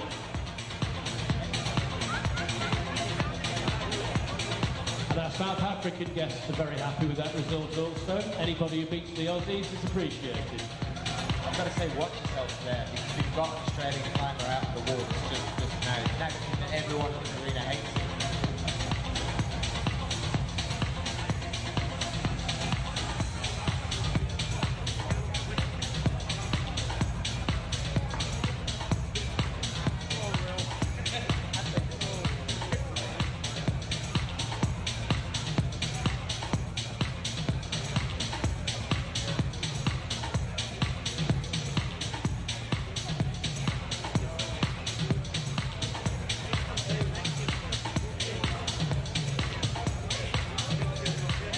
Okay, just one more climber to come out in the A category.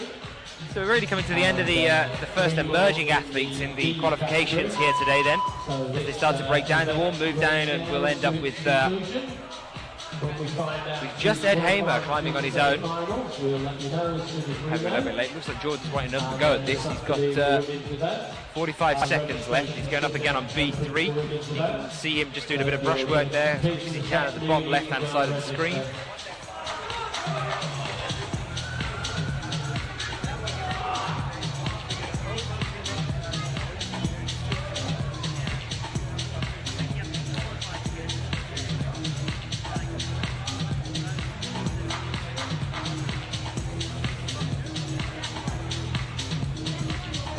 Andy Shanks.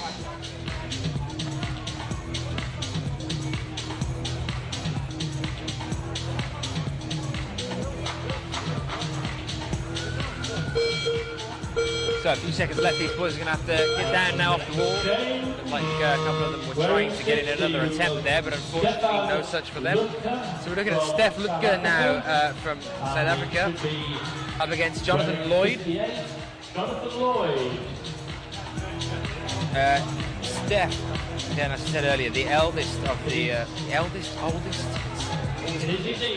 oldest of the South African guys, 20 years old. Been climbing for 7 years. He's also the heaviest guy from Johnny Lloyd South Africa, 70 kilograms. 23 years old. He was born in Cape Town, lived in Johannesburg for a few years, and now lives in Durban. Got involved through an inter-house competition at school, which again was Durban High, which he attended back in his youth. The proudest achievement is third place at the Nationals under-19s, and that was in 2010 to 2011. Climbs at around a 7C level indoors and a 7A plus outdoors. And another one of his favourite sports is paintball. He's 20 years old, so one of the older members of the South African team. He's been competing for 7 years. And he's now up against Jonathan Lloyd, not up against, climbing their own competitions here.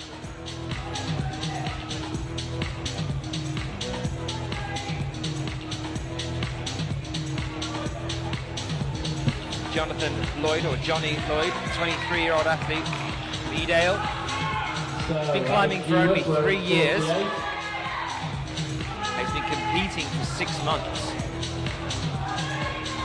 The climber he most admires is Dave McLeod. Come on, Adam. The most difficult problem that he said he's climbed is 7A. The best competition result is being second in a local league competition. So this must be pretty big for him at the moment. In fact, listed under what your favourite competition at the moment is this. So he must be pretty psyched right now. He's coming out onto B. He's just getting onto the starting position there. You can see at the bottom of the wall. It's Johnny Lloyd.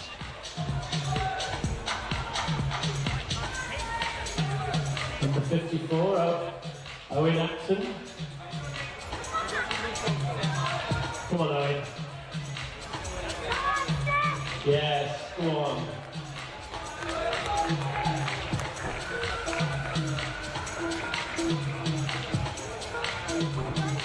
Underneath the over in the grey volume, Tom Green.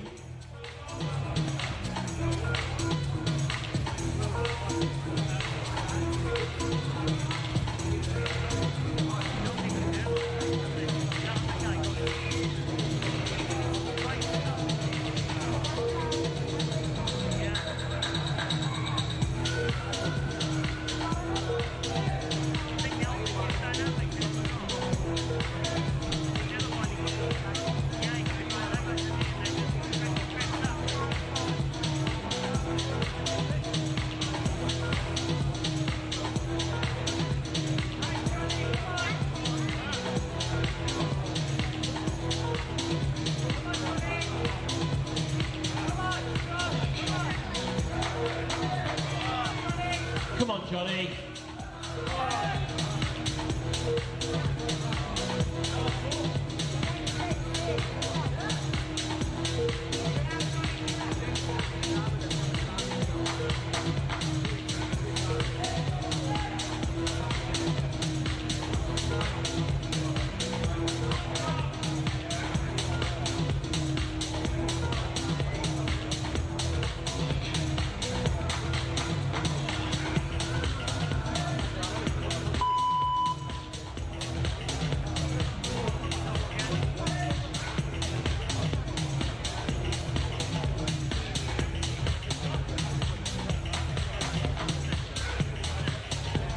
Number 53, Donovan Hewlett. 58, Johnny Lloyd.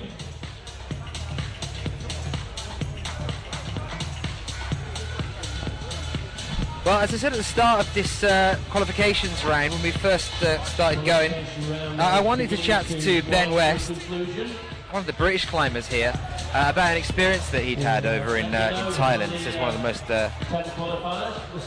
exciting, amazing, daunting, scary experiences of his life, and it was while he was climbing. I don't know if any of you caught it earlier on. we were talking about the tsunami over in Thailand a few years back. Some of you might know this story already, but I thought we'd bring him over and get it from the man himself. He's just confirmed that it is true, and he's going to tell us that in a few moments' time. So Ben West is going to be joining us in a moment, talking about his experiences climbing, his experience in this competition, and about being outdoors and climbing with the tsunami here over in Thailand.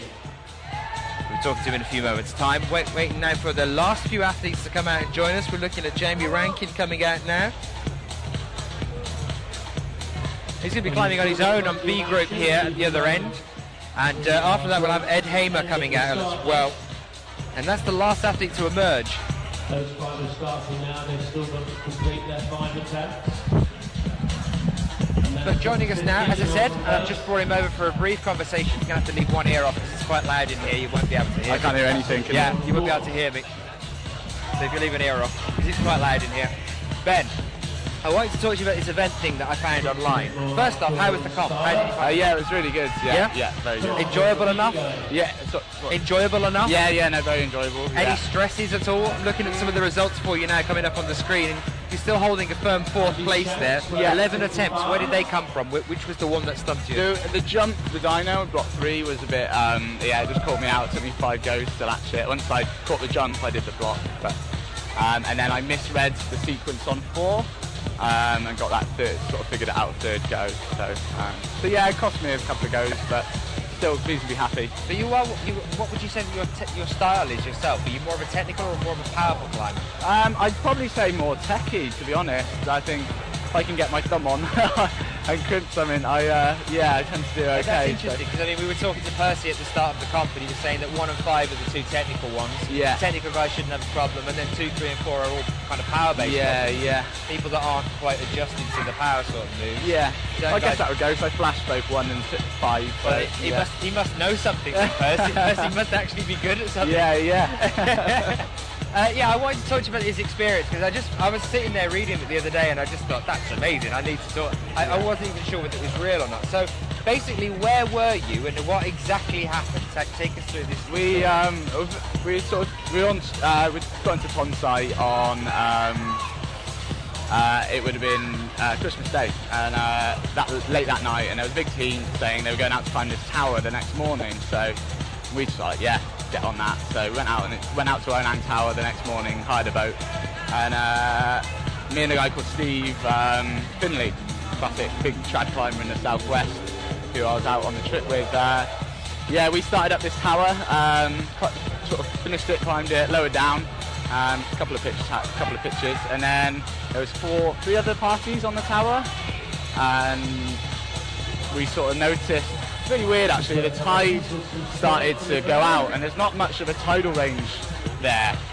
I was just doing a bit of deep water soloing on the base of the tower. I was going to say, were you down near the beach? Or no, we were, so the sea stack's out at sea, yeah. So basically, when you there's a main town called Ao Nang, and then Tonsai, the main climbing area, is like round the headland, you have to get a boat round.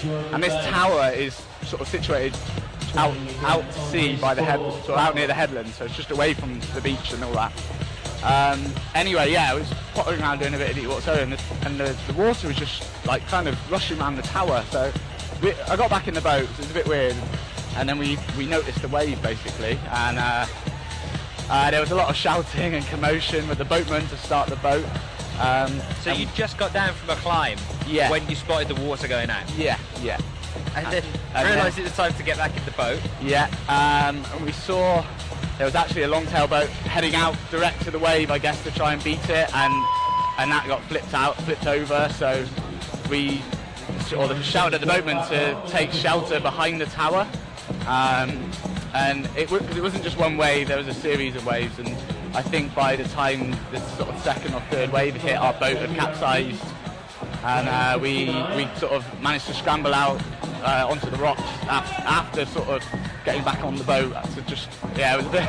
We sort of after we got capsized, we scrambled on the boat, and another wave was coming, and I just said to Steve, I was like, well, what do we do? And he said, just dive in over the wave or under the wave. So we repeated this, got back on the boat, dive in, repeated that 3 or 4 times, and then we were a bit closer to the rocks then, and then we managed to scramble out on the side.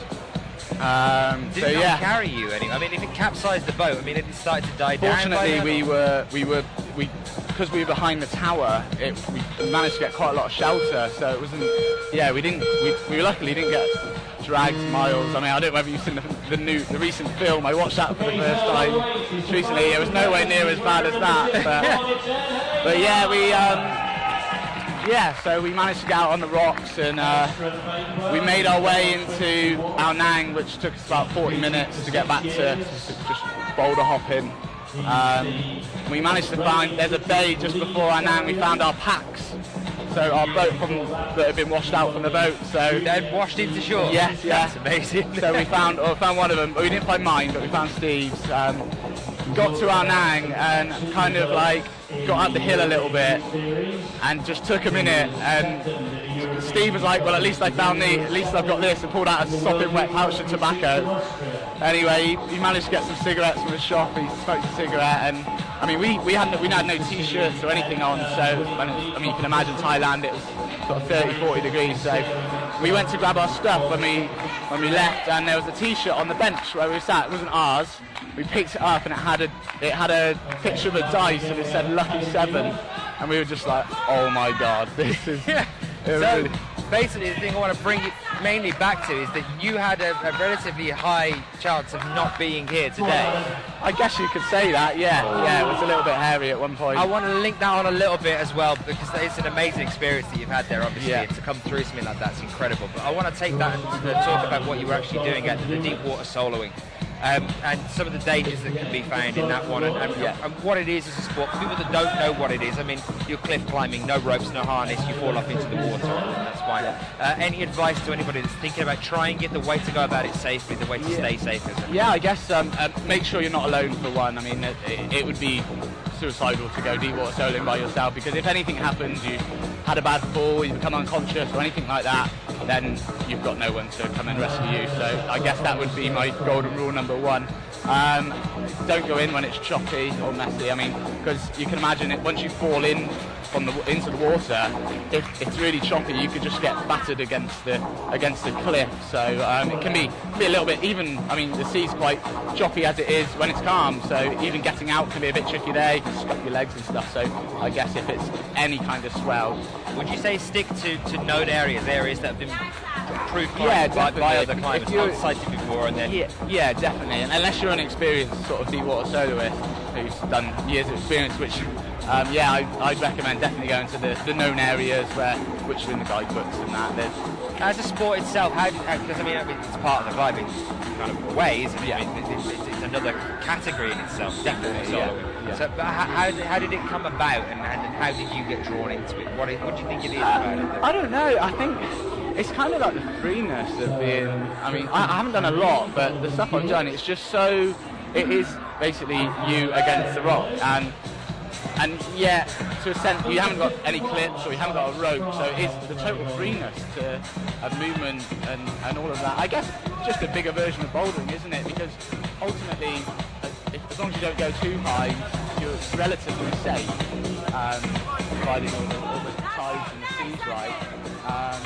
Can you tell me how it's seen by the rest of the climbing community? For people like, I mean, bouldering is obviously, it's not that high, and all the safety measures are put in place for something like that. For something like lead, obviously the safety measures are extremely important with the clipping and making sure that you're being safe when you're climbing lead. Yeah. How is it seen, deep water soloing, by the rest of the climbing community? I mean, is it frowned upon, or is it? I don't think so. I think. It's very. I mean, when you go deep water soloing for the first time, it's pretty scary. I mean, you tend to overgrip a lot, and because it's sort of like the unknown. You don't really know what's going to happen. Are you going to come off right? Are you going to land in the sea light? So I guess it's sort of looked up upon. Really, I'd say. People look up to like people like Sharma and stuff who managed to push the boat out and push things with the grade wise at height. So I think it's looked up upon, yeah.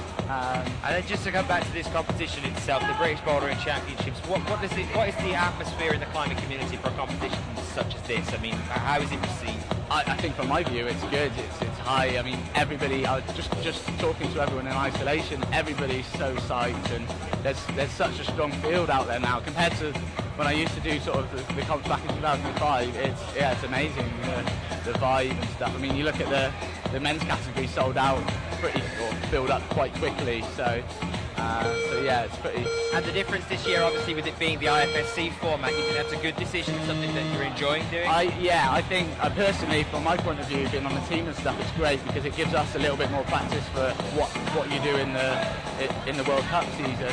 But at the same time as well, it means that because you can get people that are fairly strong, but they're not very good at reading problems, so they tend to, in the old format, they tend to sit back, watch people fall off and work out the beta, and then sort of swoop in for the flash. So that just eliminates that, and it is solely down to you having to work out the problem and then be strong enough to climb it. So I really like it. I think it's great. What's your plan from now? I mean, I know that you have I quite like your mantra towards climbing. It's not so much the obsessive panic over the IFSC World Cups, which is kind of blasphemy for me to say because I'm at every single one of them. I should be going, get there. Yeah. But I quite like your attitude. Seems to be one very much of enjoyment, and personal enjoyment, just doing it when it feels right for you. Definitely, yeah. So what's the plan for you in future then? It's funny because obviously I took quite a break. I took a bit of a break from all the comps. I did a lot when I was younger, and then sort of took 5 or 6 years out. I think it was 7 years from doing my last international to doing one again this year. So it's good. I've got the sight back, so I think put some time in this year, get back to the training, and hopefully try and do a full season next year. Yeah. So you're thinking of pushing on with doing a full season? Oh, well, providing I make the cut, yeah, but I'd love to, yeah. Well, you're currently still sitting in 4th, 5 tops in 11 attempts, but one of only 8 athletes who have topped all 5 problems here today, so you're clearly putting on a good show there for yourself. Word about the rest of the boys on the team and about the British team and how you think they're looking at the moment compared to some of the other teams in the world. Do you think we're starting to build a strong team now with the British guys? I think with the women, definitely. They're there. I know they are. Leave them alone for a minute. Let's talk about the boys. The men, I think Dave's very close. He's obviously made semis twice, is it this year? Innsbruck. And no, Log Dragon Mare, he came very close. 7th, I think. Yeah, he was really close to the final. Yeah. So yeah, I think Dave, and I think the rest of us, we've got a little bit of work to put in because it's another level. Do you think it's a mentality thing, or do you think it really is a physical thing? When it comes to looking at the other guys that are out there, I know a lot of people have that whole kind of like daunted impression of the Europeans are just so strong, they train so much. Do you think that's a mental block, or do you think that is that they actually are? I don't know. I think it is that they train hard and they work hard. I mean, obviously, because of the funding issues, I mean, you've got people like myself and John Partridge who, I mean, we work a 40-hour week, so trying to fit in training and work and my wife and dogs, it all adds up, and you're limited on what you can do in the short little time you've got. So I think, I think. Do you think it's a funding thing? Do you think it's about sponsorship, maybe for getting some sponsorship for the future? I definitely think, yeah, it's a shame Climbing didn't make the Olympics, because I think from the team-wise and the competition perspective, it would do wonders for it, because it would inject it with a lot of cash, and yeah, I mean, it might mean that I could only work part-time and then train the rest of it. So I definitely think funding would help. I mean, because obviously I live down in Bristol, so a lot of the team trainings are dotted up north.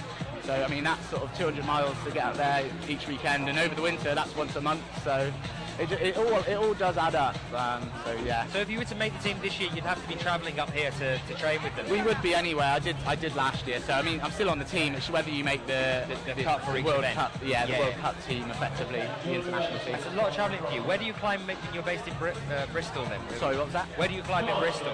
I train at Undercover Rock, which is where I work, the church. But also train at the climbing academy, the bouldering wall there. And then for outdoors we've got Cheddar and sort of Anstey's Cove, so all in the south really. So yeah. Ben, I wish you all the best. Thank you for talking to us. Thanks. Always a pleasure, bud. Take care.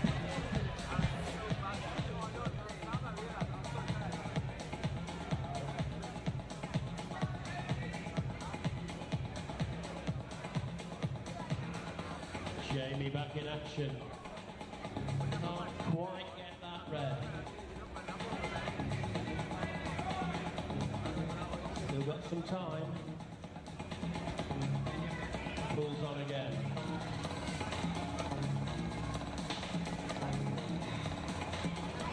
Go on, Jamie.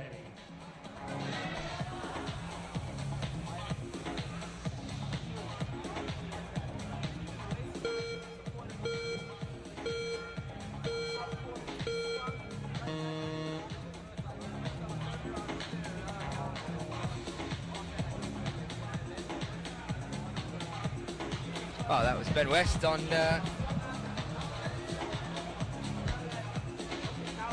climbing and tsunamis and all manner of things. As we start to wrap down the competition here today with our last few athletes now out in the final sections of the wall. Looks like we have officially shut down problem 1 here. So we're well over halfway through the day here. We're going to take a brief break. It's currently 1:25. And we'll be taking a short break once these guys finish up so that the route setters can reset these walls. And then we'll be back for the women's qualifications a little bit later on. I'm going to find out for you just briefly what time we're planning on starting the women's qualifications now. And I'll come back with you, back to you with an update on that in a few moments' time.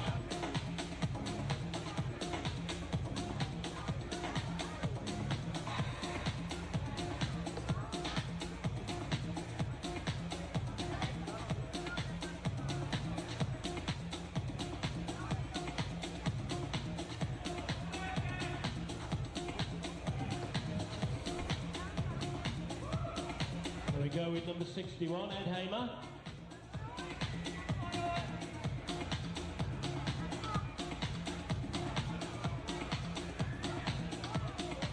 I love this comment from Ed on his sheet. We asked them where was their favourite climbing areas, and Ed's put the whole of Spain and the whole of France.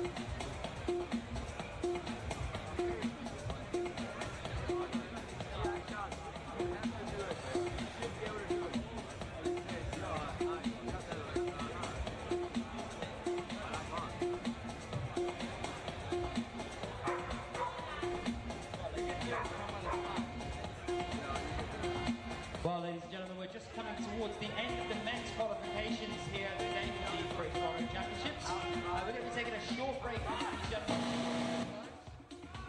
I wasn't here, I promise. Apparently it wasn't. We're going to be taking a short break after these gentlemen finish their climb. We're back with the women's qualifications at 3 p.m. local time.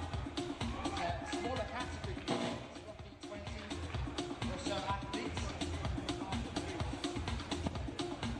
That's our last few male athletes trying to push their way through to the semi-finals. 20 athletes that will be joining us again tomorrow morning.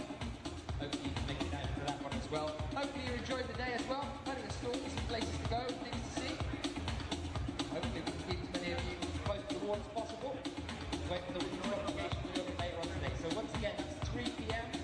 3 o'clock local time to us for the women's qualifications.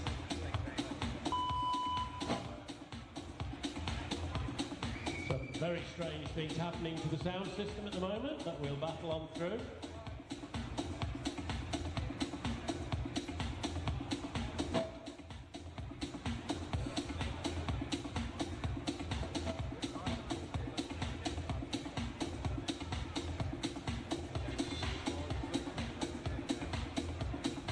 So the climber wearing number 60 is Stefan Luca from South Africa. 58 is Johnny Lloyd.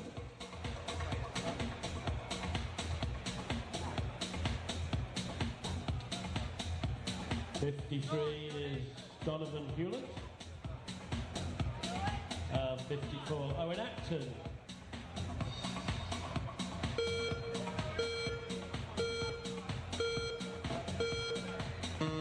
Well, that's changeover time again.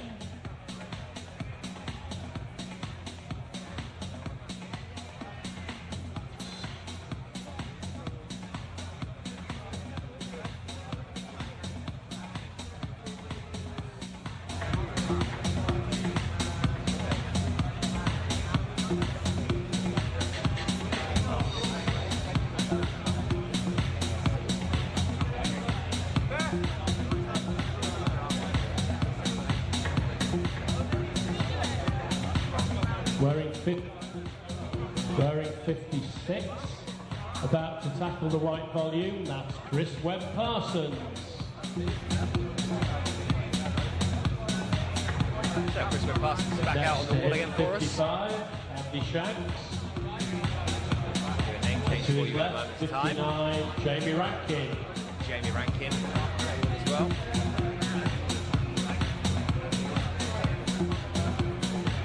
So the new start time for the women's qualifications then is going to be at 3 p.m.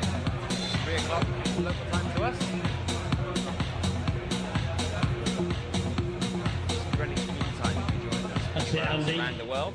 It's going to be at 3 p.m. then. The start for the women's qualifications. Good man, that's it. Keep it going. The route set is to reset the wall. Hopefully you can come back and join us for that one. Come on, Andy. This year we have 26 of them. We're only going to lose 6. Yeah, Chris Webb-Parsons. As we go from Looking good, looking in control. and go Come on, into Chris. the semi-finals tomorrow.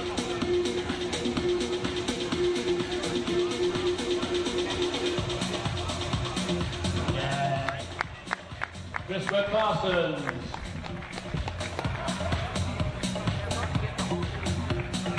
Parsons doing pretty well here. Then he's up to the top 6 already in his group. A couple of attempts on that last one. He's in Group A and he's currently in 6th place, so that's put in a good position to make it through to the semis tomorrow. Losing a full 40 athletes in the men's.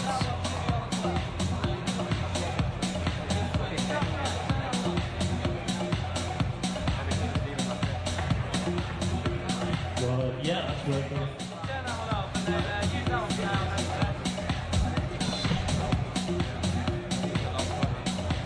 Okay, who've we got over there? We can make out a number. 52 is competitor Henry Todman.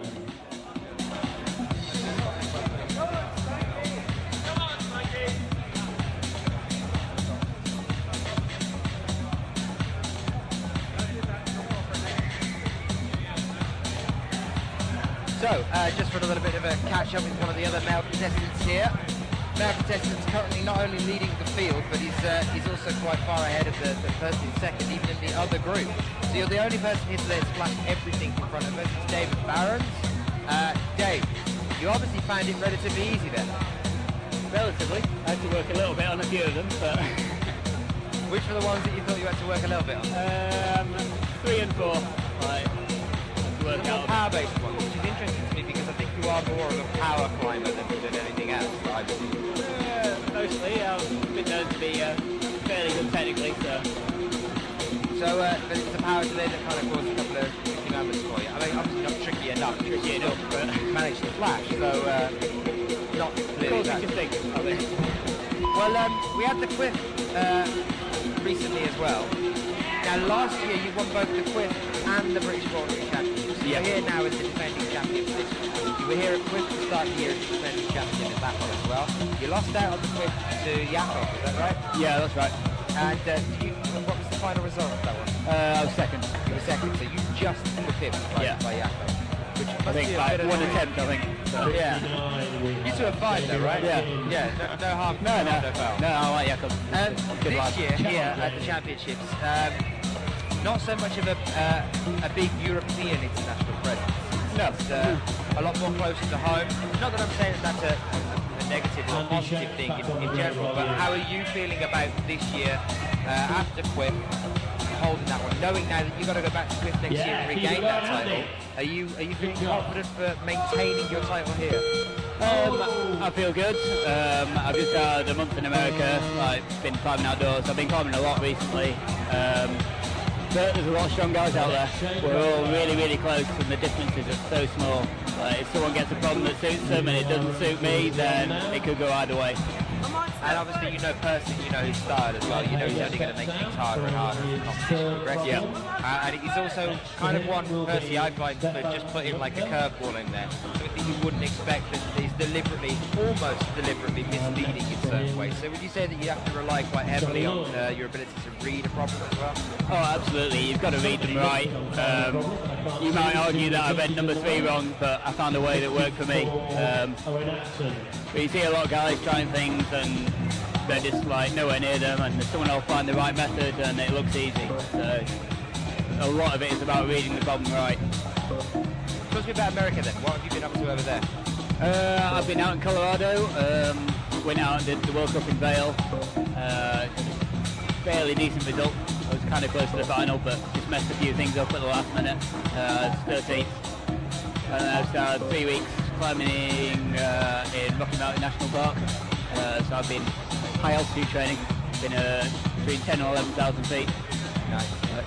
But this is one of the things that we've seen happening this year though as well, is you are starting to sort of push now, making semis to actually sort of trying to push for the finals. But we had that really close call, and I think I was talking to Ben or John Partridge about it earlier. I think it was 7th or 8th. I was 8th in Slovenia.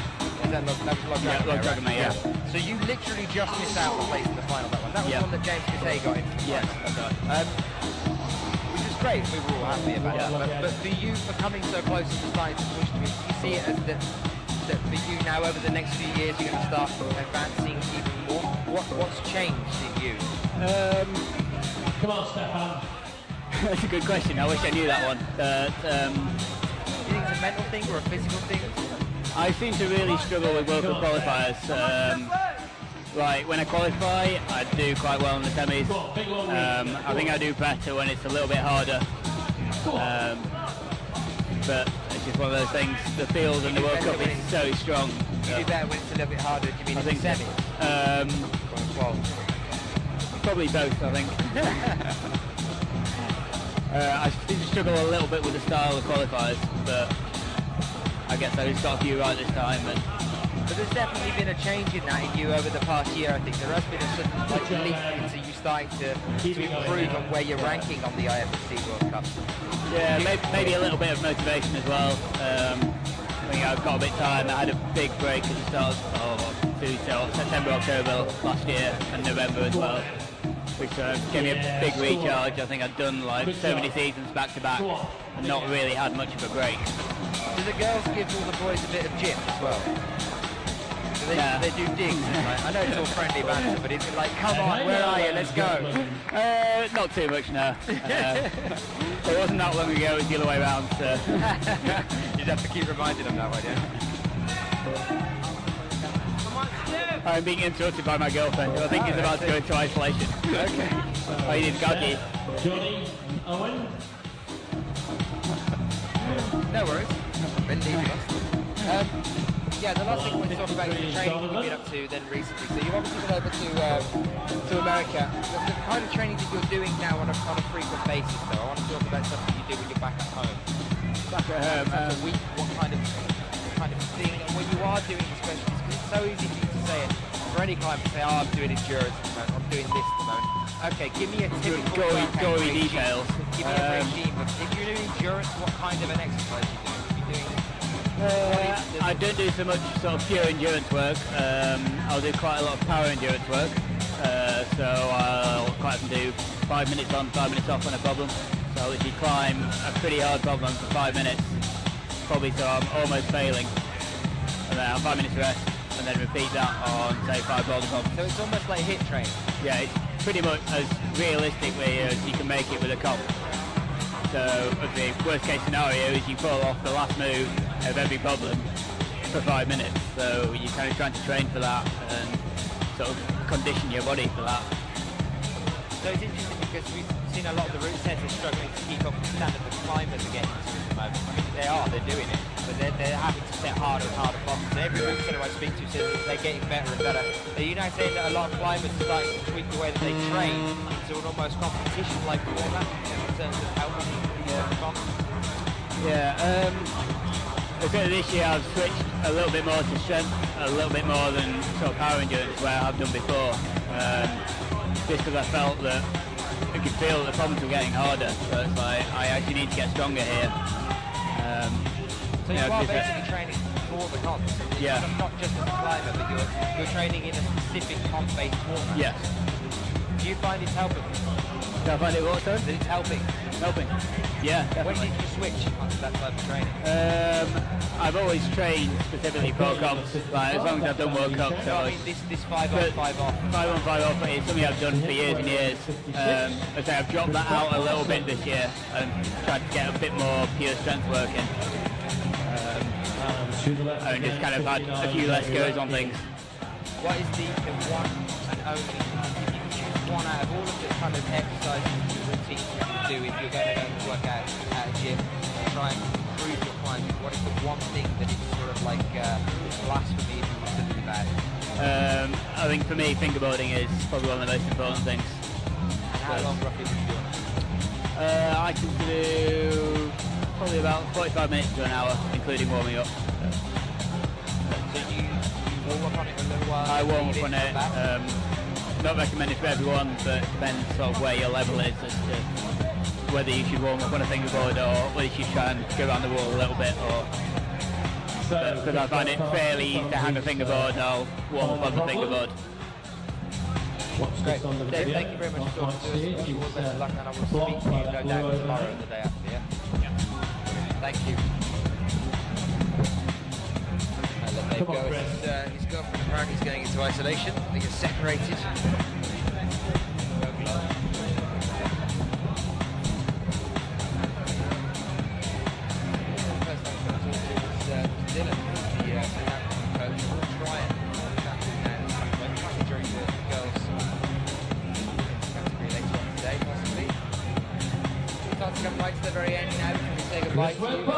Completes his qualification round. For a little while, it's currently 22 to 2. Start about 4 o'clock. I reckon There's some of the route setting team looking at what they're going to have to do we have about an hour break and then back switch with the you routes at 3 o'clock over. We've got Percy for Bitchton, qualifications. Andy Long, Jamie Cassidy, who are now working with Ian Vickers and Jan Genet.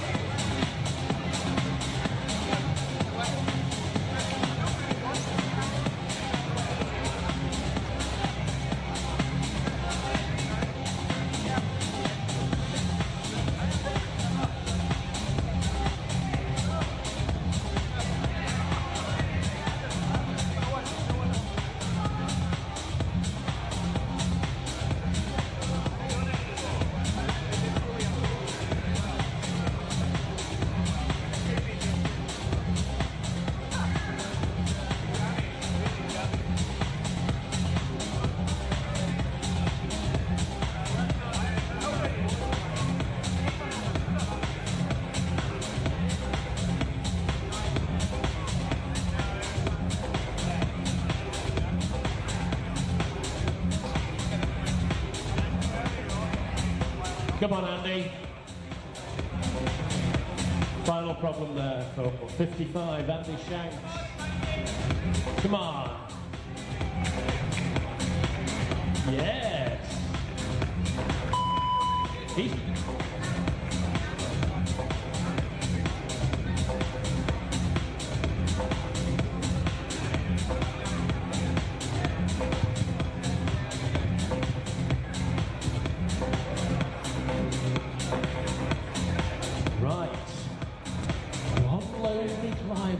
Still on the wall.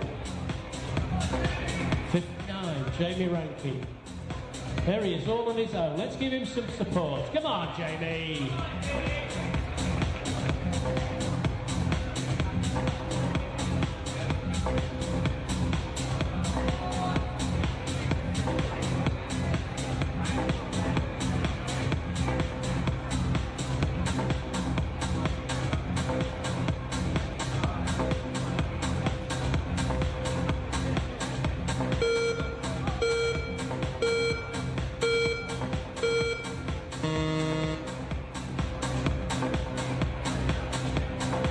right down to the last now.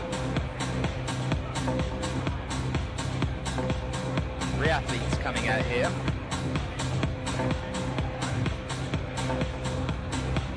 Attempts on the wall, number 61 here, Ed Hamer, now out of beat 4. So 10 minutes, well 15 if you include these 5. Worth of rotation still to go, so Ed will have a rest after this one, then come out and make final attempts on beat 5. And on the extreme right, Johnny Lloyd.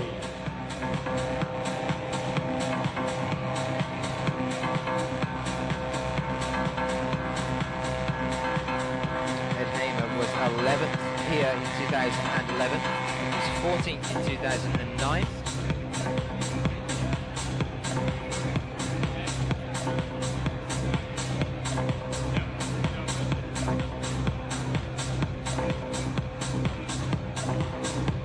Steph, of course, still out here as well. On A5, I think he's last climb of the day.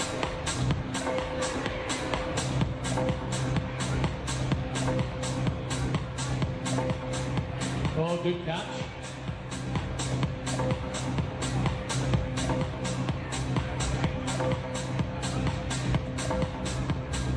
Definitely looked more like his style.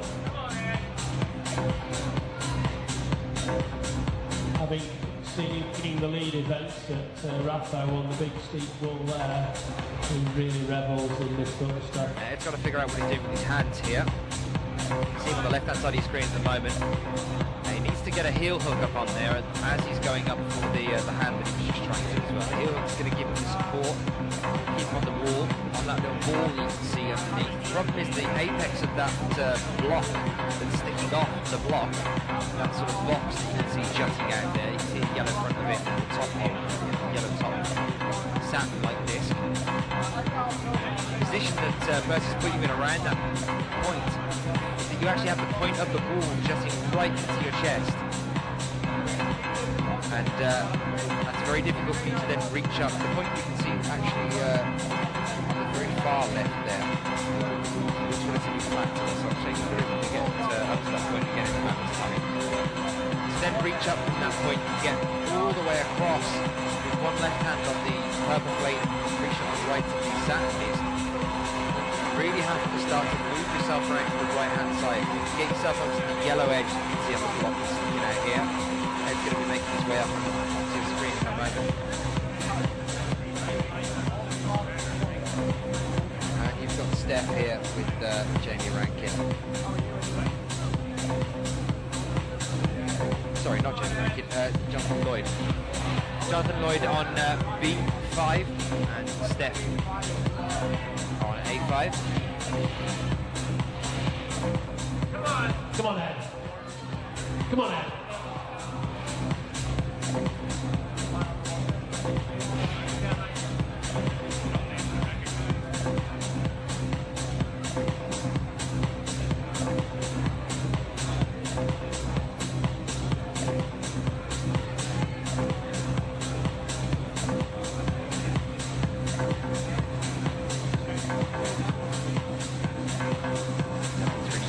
Time here. Readdress the problem in front of them. Be sparing with their attempts. Make sure they get a good rest up as well.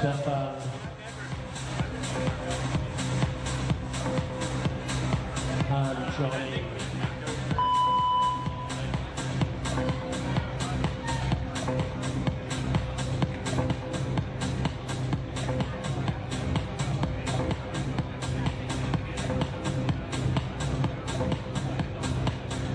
The women's qualification event. 45 seconds left on the clock. These gents do not have long left at all. Steph making another attempt here. Struggling to get up onto this pyramid volume. International got the pinch here now though. Competing. Decided what to do with his feet. So that's looking a very strong field for this afternoon. Should see some good climbing. Not as many as the men's event. I believe we've only got 24 women competing, but certainly the quality will be there, even if the numbers won't be.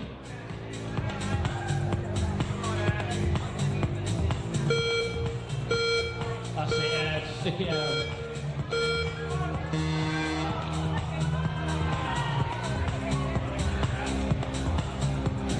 changeover. Stefan might be a little bit unsure of the format exactly there. Has to be told by Graham, you can see the talking there, that time to get off the walk, very strict on 5 minutes. Nothing is counted after that, so now we are back with Jamie Rankin, and then it will be Ed Hamer out on the final climb for today. We'll say goodbye to you for a short amount of time. Back again at 3 o'clock with the women's qualifications.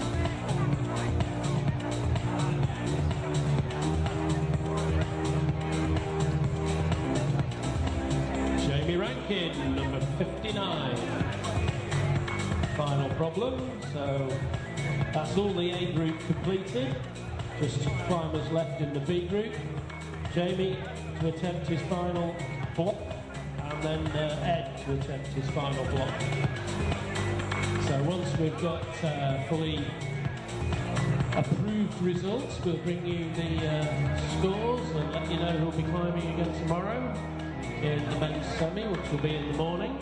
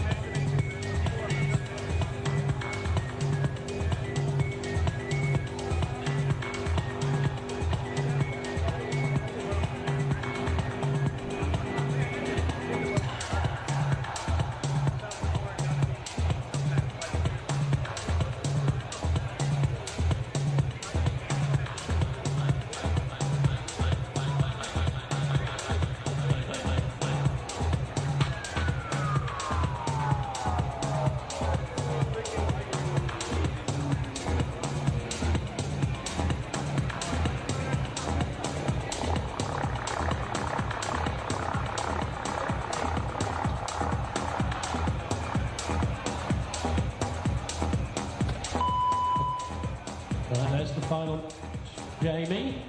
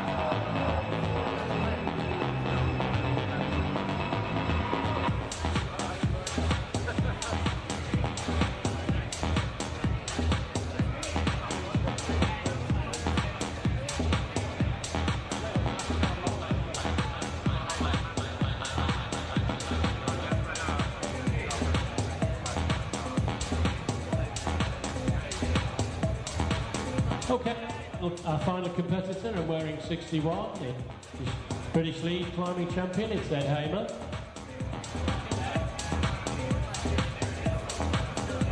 Nearly a local, comes from Bakewell. Come on, Ed, come on. There we are. There we are. That completes the competition for Ed Hamer.